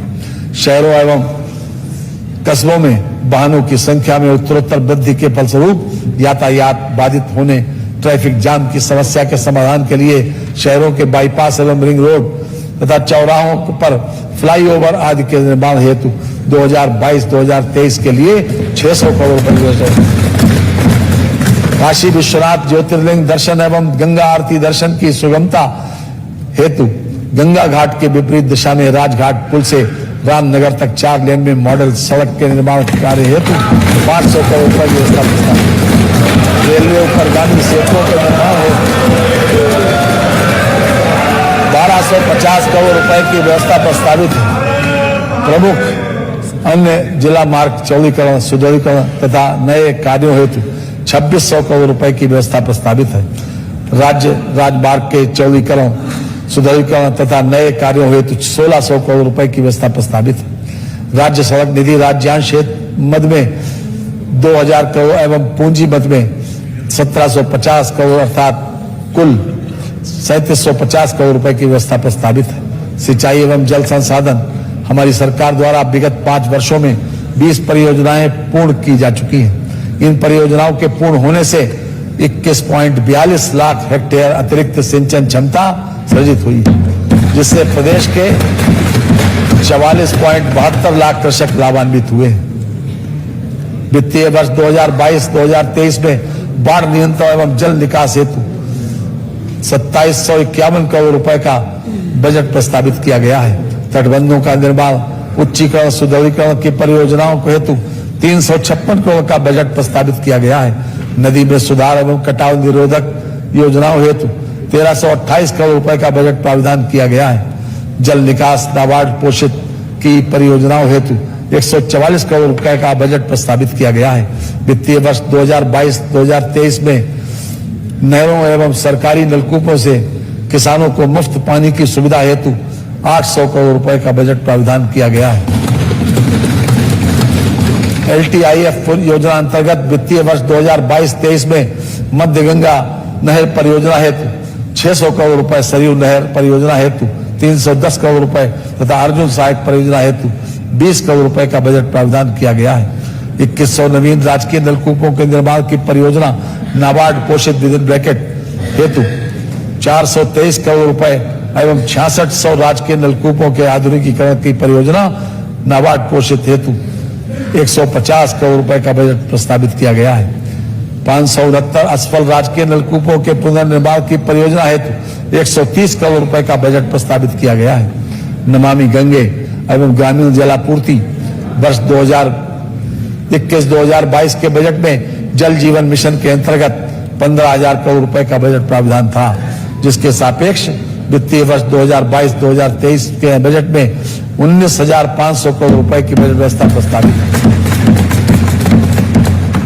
मुख्यमंत्री लघु सिंचाई योजना हेतु 1,000 करोड़ रुपए का बजट प्रावधान प्रस्तावित किया गया है। मुख्यमंत्री आरओ पेयजल योजना के अंतर्गत प्रदेश के JE/AES प्रभावित बस्ती एवं गोरखपुर मंडल तथा बुंदेलखंड क्षेत्र के बांदा एवं चित्रकूट मंडल के जनपदों के सरकारी प्राथमिक एवं सरकारी उच्च प्राथमिक विद्यालयों में अल्ट्राफिल्ट्रेशन तकनीक पर आधारित जल शोधन संयंत्र माध्यम से शुद्ध पेयजल उपलब्ध कराए जाने हेतु सरकार द्वारा ये योजना प्रारंभ की गई है। योजना अंतर्गत कुल 14 जनपदों में 28,041 विद्यालयों में अल्ट्रा फिल्ट्रेशन तकनीक पर आधारित जल शोधन संयंत्र स्थापित कराए जाने का लक्ष्य है। नागरिक उड्डयन, प्रदेश में हवाई कनेक्टिविटी को बढ़ावा देने के लिए प्रदेश सरकार द्वारा निरंतर प्रयास किए जा रहे हैं। इस उद्देश्य की पूर्ति भारत सरकार की रीजनल कनेक्टिविटी स्कीम के माध्यम से की जा रही है। राज्य सरकार द्वारा उत्तर प्रदेश नागर विमान प्रोत्साहन नीति प्रख्यापित की गई है, जिसमें रीजनल कनेक्टिविटी स्कीम के साथ साथ अन्य उड़ानों के लिए भी प्रोत्साहन प्रदान किए जाने की व्यवस्था की गई है। आने वाले कुछ समय में आमजन को अलीगढ़, आजमगढ़, श्रावस्ती, मुरादाबाद, चित्रकूट, झांसी, ललितपुर, सोनभद्र, सहारनपुर, मेरठ, कुशीनगर एवं अयोध्या एयरपोर्ट से हवाई सेवा की सुविधा उपलब्ध होगी। लोक कल्याण संकल्प पत्र 2022 के अनुरूप जेवर एयरपोर्ट को एक एविएशन इनोवेशन एवं रिसर्च सेंटर के साथ रखरखाव और ऑपरेशन हब के रूप में विकसित करने तथा अयोध्या में मर्यादा पुरुषोत्तम श्री राम हवाई अड्डे का निर्माण पूर्ण करने की दिशा में प्रदेश सरकार अग्रसर है। ऊर्जा एवं अतिरिक्त ऊर्जा वर्तमान में जिला मुख्यालय पर 24 घंटे, तहसील मुख्यालय पर 21.30 घंटे तथा गांव में 18 घंटे बिजली दिए जाने का रोस्टर निर्धारित है। वर्ष 2021-22 में माह अप्रैल 2021 से मार्च 2022 तक ग्रामीण क्षेत्र में 17.50 घंटे, तहसील क्षेत्र में 21.11 घंटे तथा शहरी क्षेत्र में 23.21 घंटे आपूर्ति की गई। ग्रीष्मकाल में ग्रामीण क्षेत्र में सायंकाल 7 बजे से प्रातः 6 बजे तक निर्बाध विद्युत आपूर्ति सुनिश्चित की जाएगी, जिसके लिए 1,000 करोड़ रुपए की व्यवस्था प्रस्तावित है। प्रधानमंत्री सहज बिजली घर हर घर योजना सौभाग्य के तहत गरीब परिवारों को निःशुल्क और अन्य ग्रामीण परिवारों को 50 रुपए की 10 मासिक किस्तों में बिजली कनेक्शन देने की सुविधा दी गई। वर्ष 2019-20 में विद्युत उत्पादन 33,079 मिलियन यूनिट, वर्ष 2020-21 में विद्युत उत्पादन 33,425 मिलियन यूनिट तथा वर्ष 2021-22 में विद्युत उत्पादन 35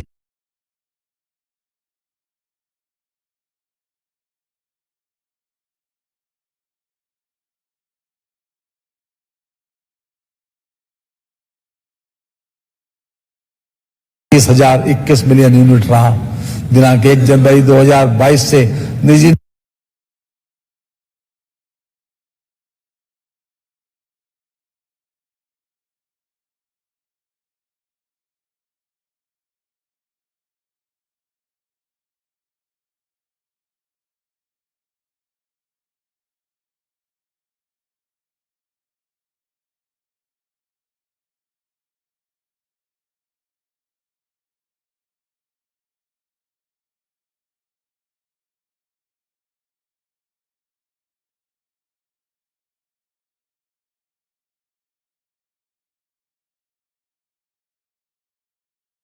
नलकूप उपभोक्ताओं के विद्युत बीजकों में 50% की छूट प्रदान की गई है।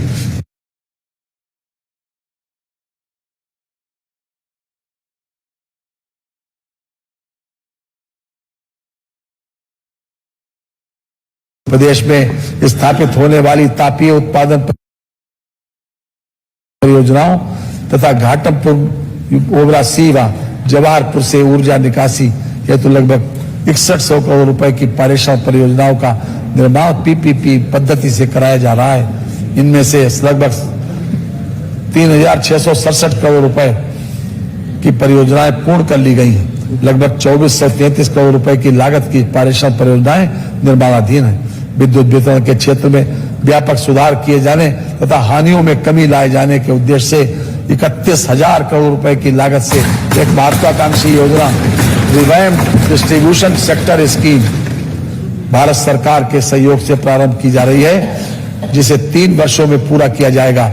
योजना के अंतर्गत 5,530 करोड़ रुपए की व्यवस्था प्रस्तावित है। प्रदेश में निर्बाध बिजली आपूर्ति सुनिश्चित करने हेतु वित्तीय वर्ष 2017-18 में वर्ष 2021-22 तक 705 नए 33/11 केवी विद्युत उपकेंद्र ऊर्जीकृत किए गए एवं 1413 विद्युत उपकेंद्रों की क्षमता बढ़ाई गई। बुंदेलखंड क्षेत्र में सौर विद्युत परियोजनाओं को बढ़ावा दिए जाने के उद्देश्य से 4,000 मेगावाट सौर ऊर्जा उत्पादन के लिए ग्रीन एनर्जी कॉरिडोर का निर्माण कराए जाने का निर्णय लिया गया। प्रदेश में अब तक 1819 मेगावाट क्षमता की यूटिलिटी स्केल और सौर विद्युत परियोजनाएं अधिष्ठापित की गई हैं। प्रदेश सरकार द्वारा ग्रिड संयोजित सोलर रूफटॉप परियोजनाओं की स्थापना को प्रोत्साहित किया जा रहा है। प्रदेश में अब तक 251 मेगावाट क्षमता की रूफटॉप सोलर पावर प्लांटों की स्थापना की गई है। बाबूजी कल्याण सिंह ग्राम उन्नति योजना के अंतर्गत प्रदेश के सभी गांव की सड़कों पर सोलर स्ट्रीट लाइट की स्थापना कराई जाएगी और इस हेतु 22 करोड़ 50 लाख रुपए की व्यवस्था प्रस्तावित की गई।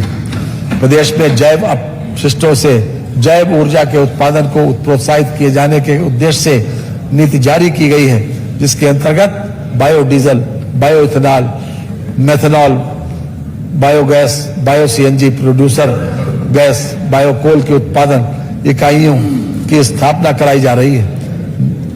नीति के अंतर्गत जैव ऊर्जा की 14 परियोजनाओं में 2492 करोड़ रुपए के लिए निवेश की स्वीकृति प्रदान की गई है। आवास उत्तर प्रदेश वेयर हाउसिंग एवं लॉजिस्टिक्स नीति 2018 में परिभाषित निजी लॉजिस्टिक्स पार्क तथा लॉजिस्टिक्स इकाइयों को भू उपयोग परिवर्तन शुल्क में 50% छूट दिए जाने तथा विकास प्राधिकरणों की महायोजना क्षेत्र में लागू विकास शुल्क का 25% भुगतान की छूट प्रदान किए जाने हेतु फरवरी 2020 को अधिसूचना निर्गत की गई है। उक्त निर्णय से प्रदेश में लॉजिस्टिक्स पार्क एवं वेयर हाउसिंग में निवेश को बढ़ावा मिलेगा। दुर्बल अल्प लघु मध्यम आय वर्ग के व्यक्तियों हेतु अफोर्डेबल हाउसिंग उपलब्ध कराए जाने के लिए अफोर्डेबल हाउसिंग विधि 2021 निर्गत की गई। इससे दुर्बल अल्प लघु मध्यम आय वर्ग के व्यक्तियों को उनकी आर्थिक क्षमता के अनुरूप भवन उपलब्ध होंगे। निजी विकासकर्ताओं द्वारा अनिवार्य रूप से निर्मित की जाने वाली ईडब्ल्यूएस इकाइयों के पंजीयन हेतु स्टैंप शुल्क में छूट प्रदान करते हुए इसे 500 रुपए निर्धारित किया गया है। इससे ईडब्ल्यूएस श्रेणी के आवेदकों को भवनों के पंजीयन में काफी अधिक धनराशि की बचत होगी। लखनऊ विकास क्षेत्र तथा प्रदेश के समस्त विकास प्राधिकरणों के विकास क्षेत्र एवं नगर क्षेत्र में अवस्थापना सुविधाओं के विकास हेतु 132 करोड़ रुपए की व्यवस्था का प्रस्ताव है। प्रधानमंत्री आवास योजना शहरी AHB घटक के अंतर्गत कुल 153 परियोजनाओं के सापेक्ष 1,32,493 भवन स्वीकृत किए गए हैं।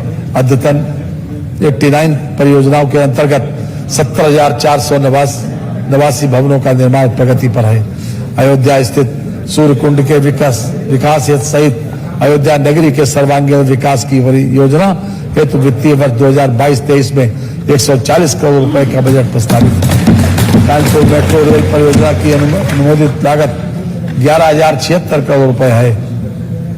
वित्तीय वर्ष 2022-2023 में परियोजना हेतु 747 करोड़ रुपए का बजट प्रस्तावित है। आगरा मेट्रो रेल परियोजना की अनुमोदित लागत 8,380 करोड़ रुपए है। वित्तीय वर्ष 2022-2023 में परियोजना हेतु 597 करोड़ रुपए का बजट प्रस्तावित है। दिल्ली गाजियाबाद मेरठ RRTS कॉरिडोर का निर्माण कार्य प्रगति पर है। वित्तीय वर्ष 2022-2023 में परियोजना हेतु 1,306 करोड़ रुपए का बजट प्रस्तावित है। वाराणसी, गोरखपुर व अन्य शहरों में मेट्रो रेल परियोजना 100 करोड़ रुपए का बजट प्रस्तावित किया गया है। नगर विकास भारत सरकार द्वारा स्वच्छ भारत मिशन नगरीय की शुरुआत की गई है। इस योजना हेतु 1,353 करोड़ 93 लाख रुपए प्रस्तावित है। स्वच्छ सर्वेक्षण 2021 में प्रदेश के 18 स्थानीय निकायों को विभिन्न श्रेणियों में पुरस्कृत किया गया। भारत सरकार द्वारा प्रत्येक घर को नल के माध्यम से शुद्ध पेयजल की सुविधा उपलब्ध कराए जाने की योजना है। उक्त योजना में हेतु Atal mission for rejuvenation and urban transformation के अंतर्गत सहायता अमृत 2 के अंतर्गत 2,000 करोड़ रुपए और तथा पूर्व से चल रही अमृत योजना के कार्यों हेतु 2,200 करोड़ रुपए की व्यवस्था प्रस्तावित है। प्रधानमंत्री आवास योजना सबके लिए आवास शहरी योजना हेतु 10,127 करोड़ 61 लाख रुपए की बजट व्यवस्था प्रस्तावित है। केंद्र स्मार्ट सिटी के अंतर्गत 10 शहरों हेतु 2,000 करोड़ रुपए तथा राज्य स्मार्ट सिटी के अंतर्गत चयनित 7 शहरों हेतु 210 करोड़ रुपए की व्यवस्था प्रस्तावित है। स्मार्ट सिटी मिशन योजना के अंतर्गत देश के प्रथम 20 शहरों में प्रदेश के 5 शहर सम्मिलित हैं। प्रदेश को स्मार्ट सिटी योजना के अंतर्गत अभिनव प्रयोगों एवं परियोजनाओं के बेहतर क्रियान्वयन में प्रथम स्थान प्राप्त हुआ है। प्रदेश में नवसृजित उच्चीकृत तथा विस्तारित नगर निकायों में अवस्थापना सुविधाओं के विकास हेतु 550 करोड़ रुपए की व्यवस्था प्रस्तावित है।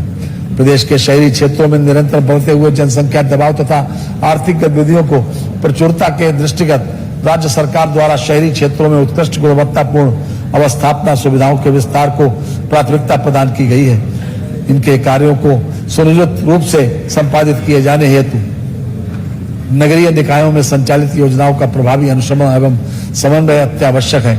इस हेतु राज्य सरकार द्वारा एक प्रोजेक्ट मॉनिटरिंग ग्रुप के गठन का निर्णय लिया गया है। महाकुंभ मेला 2025 प्रयागराज के आयोजन की तैयारी करने हेतु 1,100 करोड़ रुपए की व्यवस्था प्रस्तावित है। पंडित दीनदयाल उपाध्याय आदर्श नगर पंचायत योजना हेतु 200 करोड़ रुपए की व्यवस्था प्रस्तावित है। मुख्यमंत्री नगरीय अल्प विकसित व मलिन बस्ती योजना हेतु 215 करोड़ रुपए की व्यवस्था प्रस्तावित है। खाना गौशाला एवं बेसहारा पशु आश्रय योजना हेतु 100 करोड़ रुपए की व्यवस्था प्रस्तावित है। बुंदेलखंड क्षेत्र की विशेष योजनाओं के लिए 500 करोड़ रुपए की व्यवस्था प्रस्तावित है। त्वरित आर्थिक विकास योजना का उद्देश्य प्रदेश में विकास कार्यों को त्वरित गति से कार्यान्वित करना है, जिसमें 2842 करोड़ रुपए की व्यवस्था प्रस्तावित है। ग्राम विकास प्रधानमंत्री आवास योजना ग्रामीण हेतु 7,000 करोड़ रुपए की व्यवस्था प्रस्तावित है। मुख्यमंत्री आवास योजना ग्रामीण के अंतर्गत प्राकृतिक आपदा, कालाजार, जेई, एईएस, कुष्ठ रोग से प्रभावित तथा बनटंगिया एवं मुसहर, कोल, सहरिया, थारू, नट, चेरा जनजाति एवं प्रधानमंत्री आवास योजना ग्रामीण की पात्रता से आच्छादित परंतु SECC 2011 के आधार पर आवासीय सुविधा हेतु तैयार की गई पात्रता सूची में सम्मिलित न होने वाले छत विहीन एवं आश्रय विहीन कच्चे तथा जर्जर आवासों में रह रहे परिवारों को निःशुल्क आवास उपलब्ध कराया जा रहा है। वित्तीय वर्ष 2018-2019 से अब तक 1.2 लाख आवासों का निर्माण पूर्ण कराया जा चुका है। वर्ष 2022-2023 के लिए योजना हेतु 508 करोड़ 63 लाख रुपए की व्यवस्था प्रस्तावित है। लोक कल्याण संकल्प पत्र 2022 के क्रम में मनरेगा योजना अंतर्गत वित्तीय वर्ष 2022-23 में 15,463 तालाबों एवं 5882 खेल मैदानों का चयन किया गया है। श्यामा प्रसाद मुखर्जी रूरबन मिशन योजना अंतर्गत देश भर में 300 ग्रामीण विकास क्लस्टरों का सृजन किया जाता है, जिसमें उत्तर प्रदेश के 3 चरणों में कुल 16 जनपदों में 19 क्लस्टर विद इन ब्रैकेट 18 गैर जनजातीय एवं 1 जनजातीय क्लस्टर ब्रैकेट बंद चयनित किए गए हैं। योजना अंतर्गत वित्तीय वर्ष 2022-2023 के बजट में 155 करोड़ 60 लाख रुपए की व्यवस्था प्रस्तावित है। प्रधानमंत्री ग्राम सड़क योजना के अंतर्गत गत 5 वर्षों में 3414 किलोमीटर से अधिक सड़कों का निर्माण कराया गया। वित्तीय वर्ष 2022-2023 में योजना हेतु 7373 करोड़ 71 लाख रुपए की व्यवस्था प्रस्तावित है।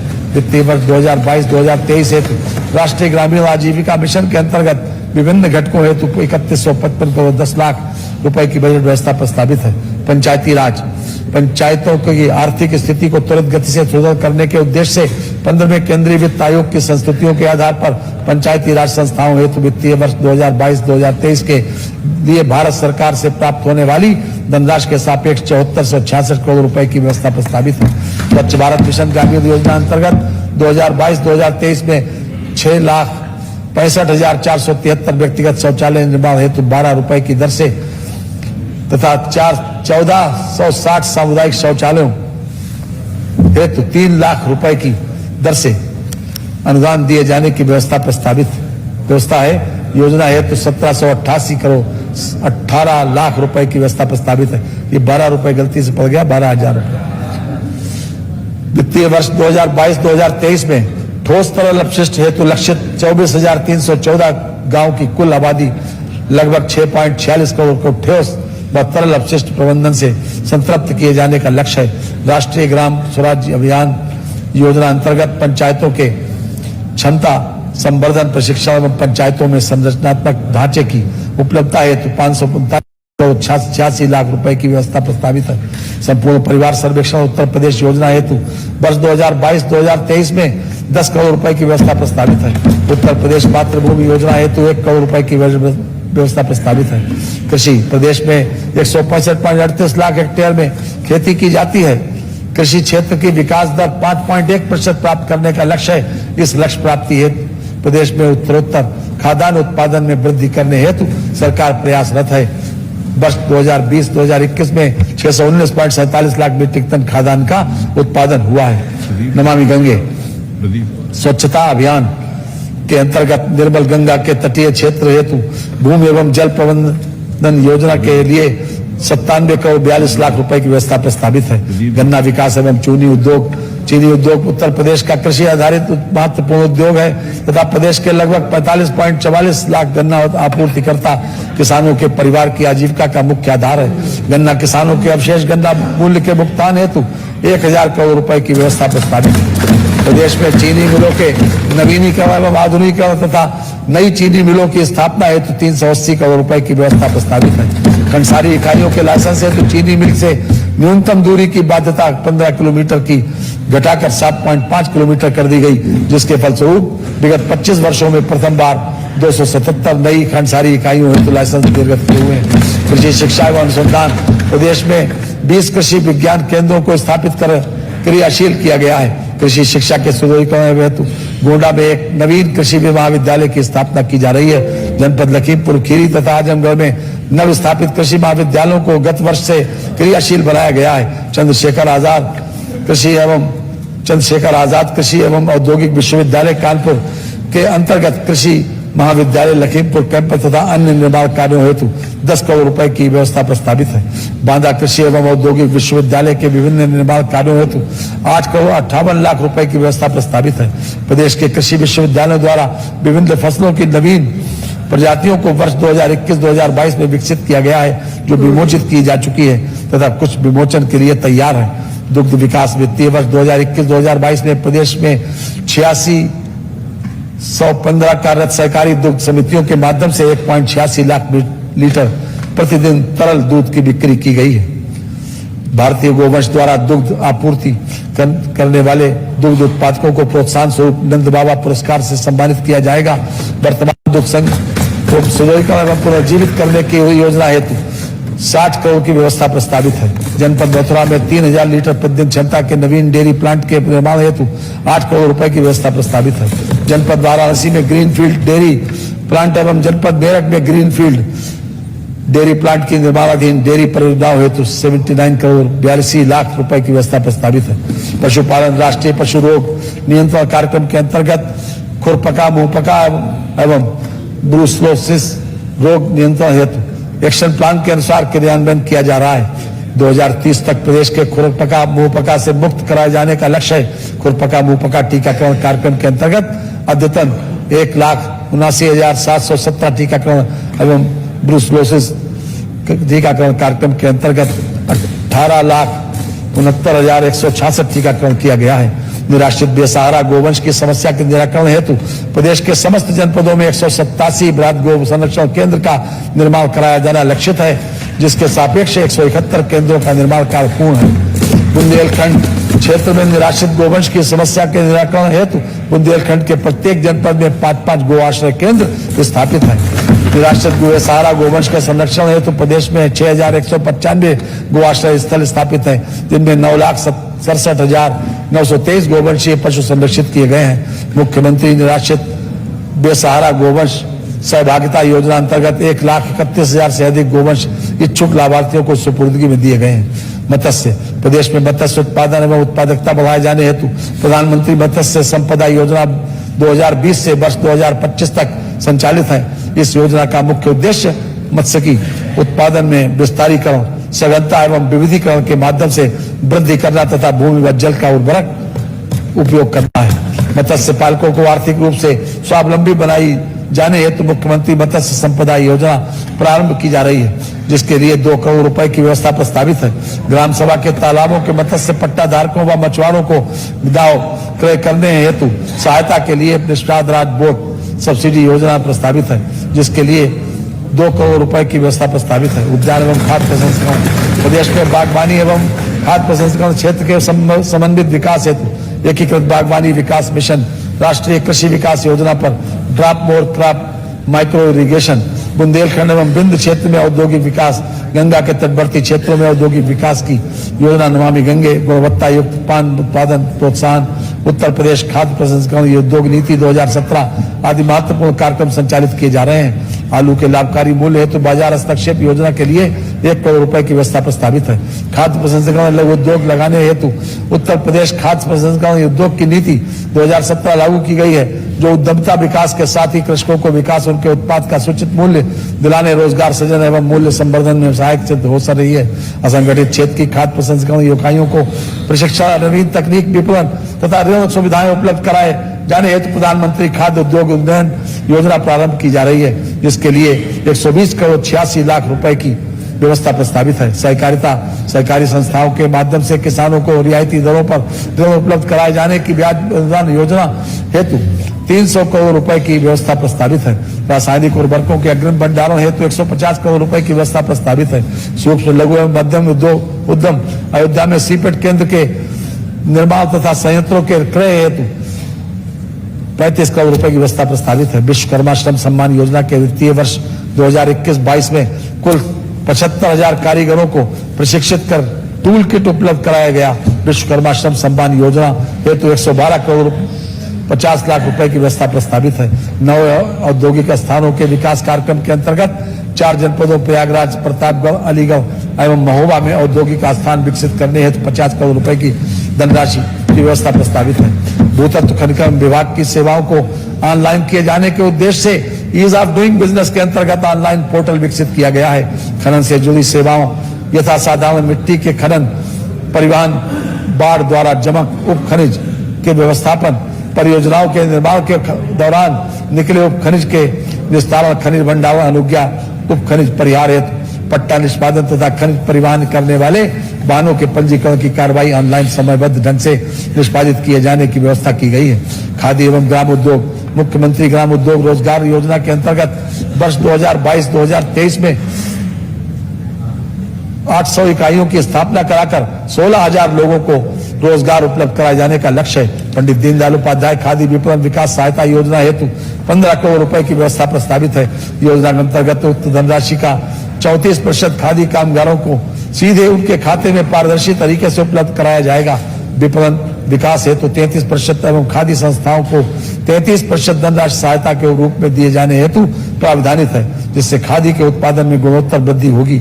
हथकरघा एवं वस्त्र उद्योग, अनुसूचित जाति के बुनकरों को स्वरोजगार हेतु बढ़ावा देने के उद्देश्य से झलकारी बाई कोरी, हथकरघा एवं पावर लूम विशेष घटक योजना संचालित किए जाने हेतु 8 करोड़ रुपए की व्यवस्था प्रस्तावित है।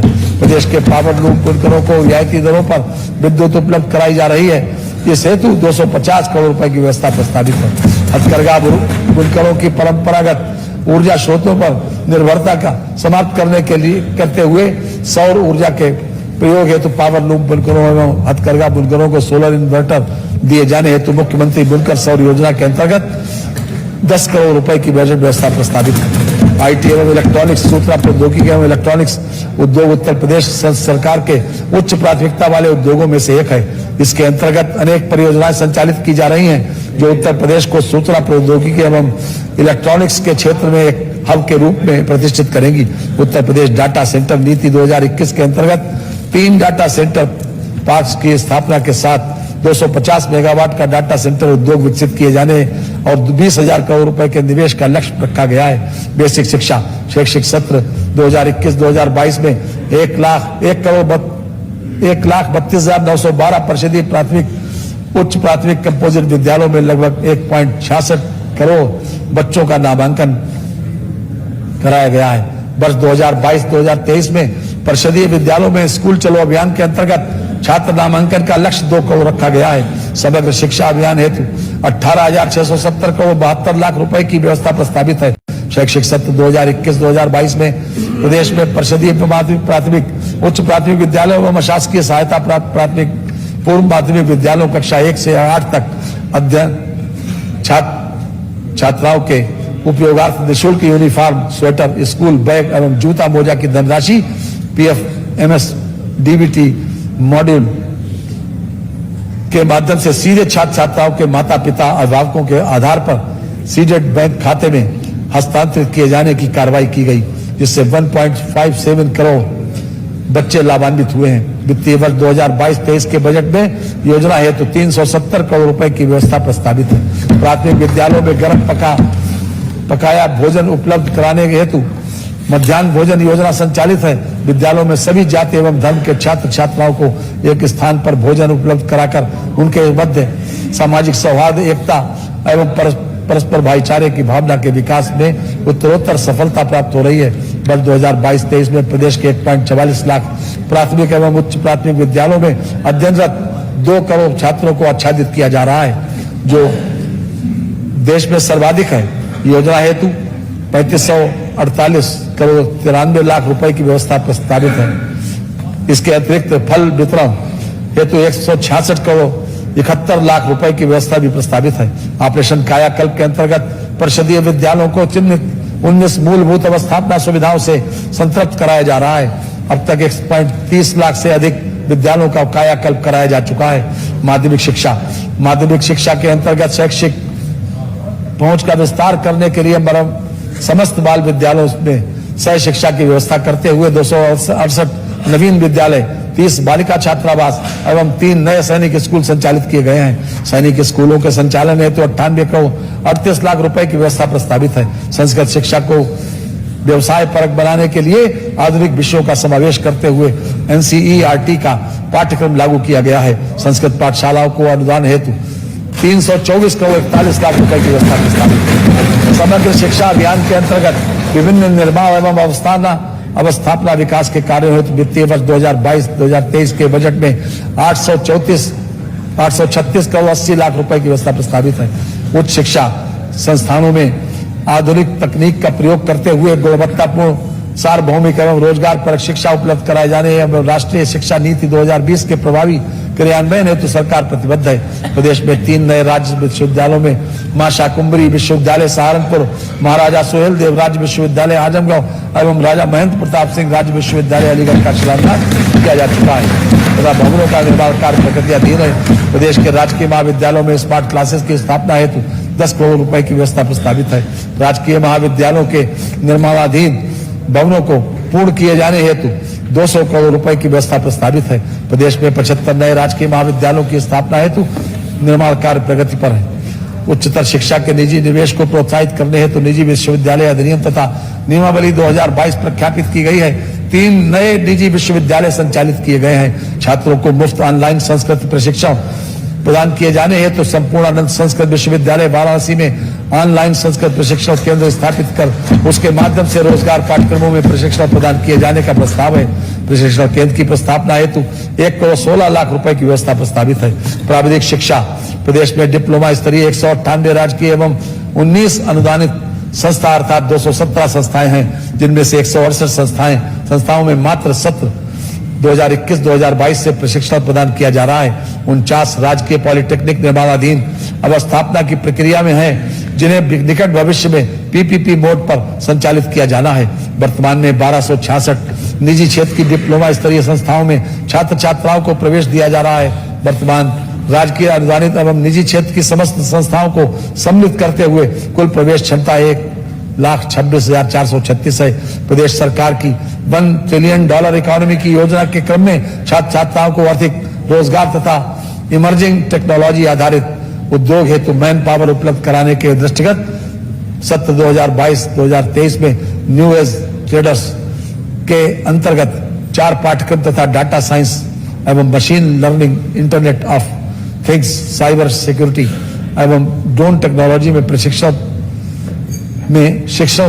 कराया जाना प्रस्तावित है। व्यावसायिक शिक्षा एवं कौशल विकास प्रदेश के 4 राजकीय औद्योगिक प्रशिक्षण संस्थानों को मॉडल ITI के रूप में विकसित किया जाना व्यवस्था प्रस्तावित है। प्रदेश के विभिन्न जनपदों में स्थापित किए गए नवीन राजकीय औद्योगिक प्रशिक्षण संस्थानों में से 31 को PPP मॉडल पर संचालित किए जाने का लक्ष्य रखा गया है। उत्तर प्रदेश कौशल विकास मिशन द्वारा वित्तीय वर्ष 2022-2023 में लगभग 2 लाख युवाओं को पंजीकृत करते हुए प्रशिक्षण प्रदान करने का लक्ष्य रखा गया है। संस्कृति एवं धर्मार्थ कार्य वाराणसी, गोरखपुर, शाहजहांपुर, सुल्तानपुर में माननीय प्रधानमंत्री जी द्वारा विभिन्न योजनाओं के लोकार्पण एवं शिलान्यास कार्यक्रमों में सांस्कृतिक प्रस्तुतियां की गई, जिनमें लगभग 2000 लोक कलाकारों को रोजगार प्राप्त हुआ। महर्षि वाल्मीकि जयंती के अवसर पर प्रदेश के समस्त जनपदों के मंदिरों में वाल्मीकि रामायण पाठ, रामचरितमानस पाठ, भजन गायन के कार्यक्रम को आयोजन किया गया, जिसमें लगभग देश के 1000 कलाकारों ने प्रतिभाग किया। वाराणसी में संत रविदास संग्रहालय एवं सांस्कृतिक केंद्र की स्थापना के लिए 25 करोड़ रुपए तथा संत कबीर संग्रहालय की स्थापना हेतु 25 करोड़ रुपए की व्यवस्था प्रस्तावित है। जनजातीय संग्रहालयों के निर्माण हेतु 60 करोड़ रुपए की व्यवस्था प्रस्तावित है। संग्रहालयों की स्थापना, निर्माण, विस्तार एवं उन्नयन हेतु 20 करोड़ रुपए की व्यवस्था प्रस्तावित है। राम जन्मभूमि मंदिर अयोध्या धाम तक पहुंच मार्ग के निर्माण हेतु 300 करोड़ रुपए की व्यवस्था प्रस्तावित है। अयोध्या में जनक सुविधाओं के विकास तथा पार्किंग के निर्माण हेतु 209 करोड़ 70 लाख रुपए की व्यवस्था प्रस्तावित है। वाराणसी में निर्मल गंगा तट से काशी विश्वनाथ धाम तक के पहुंच मार्ग के विस्तारीकरण हेतु 77 करोड़ रुपए की व्यवस्था प्रस्तावित है। ऑनलाइन एकीकृत मंदिर सूचना प्रणाली हेतु सॉफ्टवेयर वेबसाइट का निर्माण एवं सूचनाओं के एकत्रीकरण हेतु 50 लाख रुपए की व्यवस्था प्रस्तावित है। पर्यटन, उत्तर प्रदेश पर्यटन नीति 2018 के अंतर्गत प्रदेश में 6931.81 करोड़ रुपए का निवेश अनुमानित है। पर्यटन इकाइयों की स्थापना हेतु 184 प्रस्तावों को पंजीकृत किया गया है। उत्तर प्रदेश में वर्ष 2021 में कुल 10 करोड़ 1 लाख पर्यटक आए, जिनमें भारतीय पर्यटकों की संख्या 10 करोड़ एवं विदेशी पर्यटकों की संख्या 1 लाख। प्रतिवर्ष की भांति वर्ष 2021 में भी अयोध्या में दीपोत्सव का आयोजन किया गया। इस अवसर पर राम की पैड़ी पर 9,41,551 दीप जलाकर गिनीज वर्ल्ड रिकॉर्ड बनाया गया। वाराणसी में देव दीपावली, महाशिवरात्रि, बैलून फेस्टिवल, बरसाना में भव्य रंगोत्सव, लखनऊ रेजिडेंसी में आजादी का अमृत महोत्सव पर ड्रोन एवं लेजर शो का आयोजन किया गया। उत्तर प्रदेश बिंद धाम तीर्थ विकास परिषद हेतु 3 करोड़ 50 लाख रुपए तथा उत्तर प्रदेश चित्रकूट धाम तीर्थ विकास हेतु 3 करोड़ 50 लाख रुपए की व्यवस्था प्रस्तावित है। मुख्यमंत्री पर्यटन स्थलों का विकास योजना हेतु 250 करोड़ रुपए की व्यवस्था प्रस्तावित है। वाराणसी में पर्यटन सुविधाओं के विकास एवं सौंदर्यीकरण हेतु 100 करोड़ रुपए की व्यवस्था प्रस्तावित है। अयोध्या में पर्यटन सुविधाओं के विकास एवं सौंदर्यीकरण हेतु 100 करोड़ रुपए की व्यवस्था प्रस्तावित है। वन एवं पर्यावरण, वर्तमान में उत्तर प्रदेश में पर्यावरण एवं वृक्षारोपण प्रदेश के भौगोलिक क्षेत्र का 9.23% है, जिसे वर्ष 2030 तक 15% किए जाने का लक्ष्य है। वर्षा काल 2022 में वृक्षारोपण हेतु 35 करोड़ पौधरोपण का लक्ष्य निर्धारित किया गया है। आजादी के अमृत महोत्सव के उपलक्ष्य में अन्नपूर्णा वन, नगर वन, अमृत वन तथा गंगा किनारे वनीकरण योजना के अंतर्गत स्थल चयन व वृक्षारोपण किया जाएगा, जिससे पर्यावरण संतुलित होगा एवं कार्बन अवशोषण के साथ साथ जलवायु पर भी अनुकूल प्रभाव पड़ेगा। प्रदेश की जनता को पेड़ पौधों, पशु पक्षियों तथा प्राकृतिक संसाधनों के प्रति संवेदनशील तथा जागरूक बनाने हेतु इको टूरिज्म को बढ़ावा दिया जा रहा है। वर्ष 2022-23 में सारनाथ डियर पार्क में वन्य जीवों का प्रबंधन एवं पर्यटक सुविधाओं का विकास योजना उत्तर प्रदेश राज्य में गैंडों एवं अन्य अति महत्वपूर्ण संकटापन्न वन्य जीवों एवं उनके प्राकृतिक का दीर्घकालीन एवं बृहद संरक्षण योजना, राज्य आर्द्र भूमि संरक्षण और प्रबंध की स्थापना योजना हेतु 3 करोड़ 77 लाख रुपए की व्यवस्था प्रस्तावित है। शहीद अशफाक उल्लाह खां प्राणी उद्यान गोरखपुर सोसाइटी हेतु कार्पस फंड की स्थापना के लिए 50 करोड़ रुपए की व्यवस्था प्रस्तावित है। प्रदेश में 12 प्रमुख नदियों का 141 बिंदुओं पर सघन अनुश्रवण तथा 319 नालों का नियमित अनुश्रवण किया जा रहा है, जिससे किसी भी परिस्थिति में प्रदूषित प्रवाह का निस्तारण नदी नालों में नहीं किया जाए। इसके अतिरिक्त प्रदेश में 110 सीवेज प्रवाह संयंत्रों, 7 संयुक्त उत्प्रवाह शुद्धिकरण संयंत्र एवं 1560 अति प्रदूषणकारी औद्योगिक इकाइयों का नियमित अनुश्रवण किया जा रहा है। पिछड़ा वर्ग कल्याण, वर्ष 2021-2022 में दशमोत्तर छात्रवृत्ति योजना हेतु 13,77,213 छात्रों को दशमोत्तर छात्रवृत्ति शुल्क प्रतिपूर्ति से लाभान्वित किया गया है। वित्तीय वर्ष 2022-2023 के बजट में दशमोत्तर छात्रवृत्ति शुल्क प्रतिपूर्ति योजना अंतर्गत 1672 करोड़ रुपए की व्यवस्था प्रस्तावित है। अल्पसंख्यक कल्याण, अल्पसंख्यक समुदाय के छात्रों के लिए पूर्व दशम छात्रवृत्ति योजना के अंतर्गत वित्तीय वर्ष 2022-2023 में 600 करोड़ रुपए की व्यवस्था प्रस्तावित है। दशमोत्तर छात्रवृत्ति योजना के अंतर्गत राजस्व पक्ष में छात्रवृत्ति हेतु 195 करोड़ 50 लाख रुपए की व्यवस्था प्रस्तावित है। अरबी फारसी मदरसों के आधुनिकीकरण की योजना हेतु 479 करोड़ 7 लाख की व्यवस्था प्रस्तावित है। अल्पसंख्यक बाहुल्य क्षेत्रों में अवस्थापना विकास, शिक्षा तथा पेयजल की योजनाओं के विकास हेतु संचालित मल्टी सेक्स डिस्ट्रिक्ट प्लान के विभिन्न घटकों के अंतर्गत कुल 508 करोड़ 18 लाख रुपए की व्यवस्था प्रस्तावित है। न्याय उत्तर प्रदेश राष्ट्रीय विधि विश्वविद्यालय प्रयागराज के निर्माण कार्य हेतु वित्तीय वर्ष 2022-23 के लिए 100 करोड़ रुपए की बजट व्यवस्था प्रस्तावित की गई है। माननीय उच्च न्यायालय इलाहाबाद एवं लखनऊ पीठ के निर्माण कार्यों हेतु 705 करोड़ रुपए की व्यवस्था प्रस्तावित है। अधीनस्थ न्यायालयों के आवासीय एवं अनावासीय भवनों के निर्माण हेतु 600 करोड़ रुपए की व्यवस्था प्रस्तावित है। प्रदेश के अधीनस्थ न्यायालयों की सुरक्षा व्यवस्था हेतु सीसीटीवी कैमरा एवं अन्य सुरक्षा उपकरण हेतु 50 करोड़ रुपए की व्यवस्था प्रस्तावित है। उत्तर प्रदेश अधिवक्ता कल्याण निधि में पंजीकृत ऐसे अधिवक्ता जो अपने पंजीकरण की 30 वर्ष की अवधि पूर्ण कर चुके हैं को पूर्व में अधिवक्ता कल्याण निधि से धनराशि रुपए 1.50 लाख दी जाती थी, जिसे बढ़ाकर 5 लाख रुपए कर दिया गया है। अधिवक्ता कल्याण निधि हेतु न्यासी समिति को अंतरण के लिए 90 करोड़ रुपए की व्यवस्था प्रस्तावित है। प्रदेश के अधिवक्ताओं की सुविधा हेतु विभिन्न जनपदों में अधिवक्ता चैंबर्स की स्थापना की जा चुकी है। इसके अतिरिक्त कतिपय जनपदों में अधिवक्ता चैंबर के निर्माण एवं अन्य अवस्थापना सुविधाओं के विकास हेतु 20 करोड़ रुपए की व्यवस्था प्रस्तावित है। खाद्य एवं रसद अंत्योदय एवं पात्रग्रस्ती कार्ड धारकों को निःशुल्क खाद्यान्न, साबुत चना, रिफाइंड सोयाबीन ऑयल तथा आयोडाइज्ड नमक एवं प्रधानमंत्री उज्ज्वला योजना के लाभार्थियों को 2 निःशुल्क एलपीजी सिलेंडर रिफिल वितरण हेतु 6571 करोड़ 13 लाख रुपए की व्यवस्था। महिला एवं बाल विकास मुख्यमंत्री कन्या सुमंगला योजना के अंतर्गत पात्र बालिकाओं को 6 विभिन्न श्रेणियों में 15,000 रुपए की सहायता पीएफएमएस के माध्यम से प्रदान की जा रही है। अब तक 12,68,000 लाभार्थियों को इस योजना से लाभान्वित किया गया है। वित्तीय वर्ष 2022-23 के बजट में योजना हेतु 1200 करोड़ रुपए की व्यवस्था प्रस्तावित है। पुष्टाहार कार्यक्रम के अंतर्गत समन्वित बाल विकास योजना के अंतर्गत राज्य सरकार द्वारा दिए जाने वाले पोषाहार हेतु 1675 करोड़ 29 लाख रुपए की व्यवस्था प्रस्तावित है। सभी वर्गों के गरीब परिवारों की कन्याओं हेतु संचालित मुख्यमंत्री सामूहिक विवाह योजना के अंतर्गत अब तक 1,74,326 जोड़ों तथा श्रमिकों की कन्याओं के विवाह के लिए संचालित कन्या विवाह अनुदान योजना के अंतर्गत लगभग 94,000 कन्याओं का विवाह संपन्न कराया गया।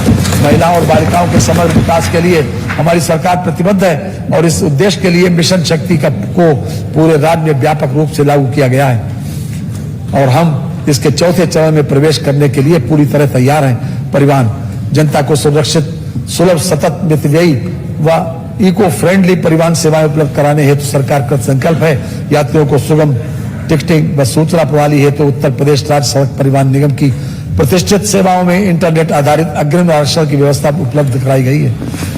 विगत 5 वर्षों में रक्षाबंधन पर्व पर प्रदेश की महिला यात्रियों को परिवहन निगम की सभी श्रेणियों की बसों में निःशुल्क यात्रा की सुविधा प्रदान की जा रही है। इसके अंतर्गत लगभग 51.52 लाख महिला यात्रियों को निःशुल्क यात्रा की सुविधा में लाभान्वित किया गया है। अंतर्राज्यीय मार्गों पर जन सामान्य को सड़क यातायात की सुगम एवं समन्वित परिवहन सुविधा उपलब्ध कराए जाने हेतु राजस्थान, उत्तराखंड, हरियाणा, हिमाचल प्रदेश, जम्मू कश्मीर तथा बिहार राज्य के साथ पारस्परिक परिवहन करार के उपरांत बस संचालन प्रारंभ किया गया है। पड़ोसी देश नेपाल हेतु दिल्ली से महेंद्रनगर, पोखरा व नेपालगंज के लिए अंतर्राष्ट्रीय बस सेवा का संचालन प्रारंभ किया गया है। बस स्टेशनों के आधुनिकीकरण के अंतर्गत के दृष्टिगत प्रदेश के 23 प्रमुख बस स्टेशनों को लखनऊ के आलमबाग बस स्टेशन की तर्ज पर पीपीपी पद्धति पर विकसित किए जाने हेतु कार्रवाई गतिशील है। राजस्व राज्य आपदा मोचक निधि हेतु 2165 करोड़ 60 लाख रुपए की व्यवस्था प्रस्तावित है। स्टेट डिजास्टर मिटिगेशन फंड हेतु 541 करोड़ 40 लाख रुपए की व्यवस्था प्रस्तावित है।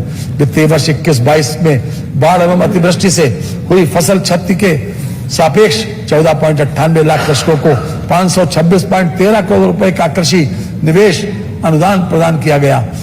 प्रदेश सरकार द्वारा विकसित किया गया पूर्व चेतावनी तंत्र पूरे देश में इस प्रकार का एक अभिनव मॉडल है, जिसमें मौसम विभाग द्वारा उनकी वेबसाइट पर अपलोडेड मौसम पूर्व चेतावनियों व अलर्ट को बिना किसी टाइम लैग के सॉफ्टवेयर इंटीग्रेशन के माध्यम से SMS व IVRS कॉल्स द्वारा पोर्टल में दर्ज लगभग 1.25 करोड़ जनता को रियल टाइम में प्रेषित कर उन्हें बचाव हेतु जानकारी दी जाती है। प्रथम बार सरकार की आपदा राहत योजनाओं को आम जनमानस के बीच सुगमता से पहुंचाने के लिए तथा आपदा से होने वाली क्षति को दर्ज करने हेतु जनता को ऑनलाइन प्लेटफॉर्म प्रदान किए जाने के उद्देश्य से आपदा प्रहरी ऐप विकसित किया गया है। मान्यवर विभाग वार महत्वपूर्ण योजनाओं एवं कार्यक्रमों हेतु आय व्यय की नई व्यवस्थाओं का विवरण प्रस्तुत करने के पश्चात मैं राजकोषीय सेवाओं का विवरण प्रस्तुत कर रहा हूं। राजकोषीय सेवाएं राज्य वस्तु एवं सेवा कर तथा मूल्य संवर्धित कर, राज्य वस्तु एवं सेवा कर तथा मूल्य संवर्धित कर से राजस्व संग्रह का लक्ष्य 1,24,477 करोड़ रुपए निर्धारित किया गया है। आबकारी शुल्क से राजस्व संग्रह का लक्ष्य 49,152 करोड़ रुपए निर्धारित किया गया है। स्टाम्प एवं पंजीकरण से राजस्व संग्रह का लक्ष्य 29,692 करोड़ रुपए निर्धारित किया गया है। वाहन कर से राजस्व संग्रह का लक्ष्य 10,887 करोड़ रुपए निर्धारित किया गया है। वित्तीय वर्ष के बजट अनुमान 2022-2023 मान्यवर प्रस्तुत बजट का आकार 6,15,518 करोड़ 97 लाख रुपए। बजट में 39,181 करोड़ 10 लाख रुपए की नई योजनाएं सम्मिलित की गई हैं। कुल प्राप्तियों में 5,90,951 करोड़ 71 लाख रुपए अनुमानित है। कुल प्राप्तियों में 4,99,212 करोड़ 71 लाख रुपए की राजस्व प्राप्तियां तथा 91,739 करोड़ रुपए की पूंजीगत प्राप्तियां सम्मिलित हैं। राजस्व प्राप्तियों में कर राजस्व का अंश 3,67,153 करोड़ 76 लाख रुपए है। इसमें स्वयं का कर राजस्व 2,20,655 करोड़ रुपए तथा केंद्रीय करों में राज्य का अंश 1,46,498 करोड़ रुपए करोड़ 76 लाख रुपए सम्मिलित है।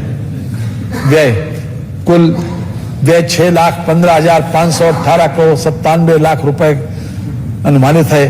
कुल व्यय में 4,56,089 करोड़ 6 लाख रुपए राजस्व लेखे का व्यय है तथा 91,739 करोड़ रुपए पूंजी लेखे का व्यय है। समेकित निधि की प्राप्तियों से कुल व्यय घटाने के पश्चात 24,567 करोड़ 26 लाख रुपए का घाटा अनुमानित है।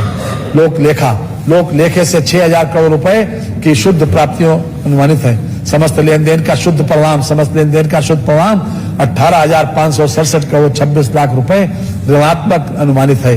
अंतिम शेष प्रारंभिक शेष 40,550 करोड़ 3 लाख रुपए को हिसाब में लेते हुए अंतिम शेष 21,982 करोड़ 77 लाख रुपए अनुमानित है।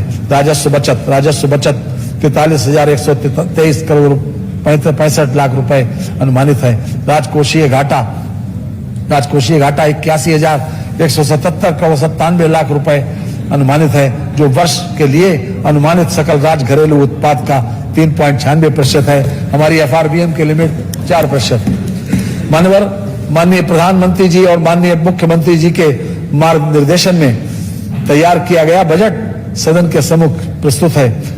हमने अपने संसाधनों को विभिन्न क्षेत्रों की योजनाओं के लिए इस प्रकार संतुलित ढंग से आवंटित किया है कि न केवल उन क्षेत्रों में विकास हो, अभी विभिन्न क्षेत्र अंत्योदय रूप में से समग्र विकास में योगदान करें। माननीय मुख्यमंत्री जी के ऊर्जा से परिपूर्ण नेतृत्व में हम अपराधियों के खिलाफ अपना अभियान जारी रखेंगे। हम महिलाओं, बच्चों और युवाओं को सशक्त बनाएंगे। हम कृषि निर्माण, अवस्थापना, औद्योगिक विकास, स्वास्थ्य, शिक्षा के क्षेत्र में नए कीर्तिमान स्थापित करेंगे।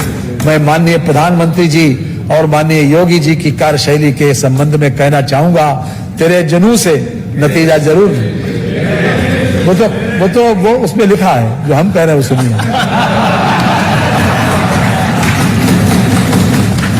माननीय प्रधानमंत्री जी और माननीय योगी जी के कार्यशैली के संबंध में कहना चाहूंगा कि तेरे जुनून से नतीजा जरूर निकलेगा, इसी स्याह समंदर से नूर निकलेगा।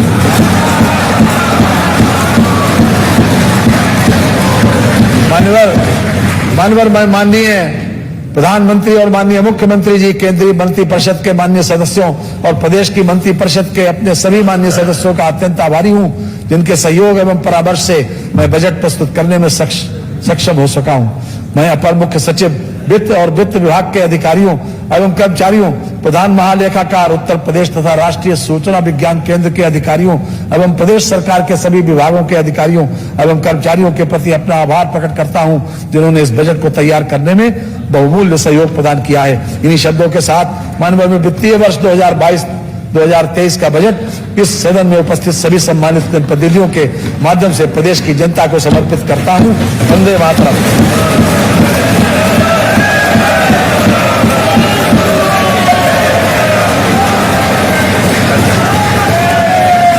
धन्यवाद माननीय मुख्यमंत्री जी। बजट का पूरा बजट हम सब लोगों के टैबलेट पर है। इसमें 3253 पेजेस हैं। इसमें जो डाउनलोड आपने किया, सभी माननीय सदस्यों को ये जानकारी दूं। पूरा बजट की जितनी प्रतियां सब इसमें उपस्थित। अब आज माननीय वित्त मंत्री जी के द्वारा हम सब लोगों का भोजन है, और आज जब तक ये विधानसभा चलेगी तब तक ये भोजन कराएंगे दोपहर को, और शाम का चाय भी पिलाएंगे। चाय भी शाम की पिलाएंगे ना सर जी? माननीय अध्यक्ष जी, मैंने आपसे कल अनुरोध किया था कि 1 घंटे के लिए, लेकिन अब थोड़ा समय मैं ये सदन पहले भोजन वाली बात करें ना, फिर उसके बाद दोपहर में भोजन की व्यवस्था है माननीय सभी मान्य सदस्यों। मैं अब 1 घंटा 15 मिनट के लिए 1:45 के लिए 2 बजे कर दे मान्यवर, थोड़ा विलंब हो जाएगा क्योंकि सभी लोग भोजन करेंगे, एक साथ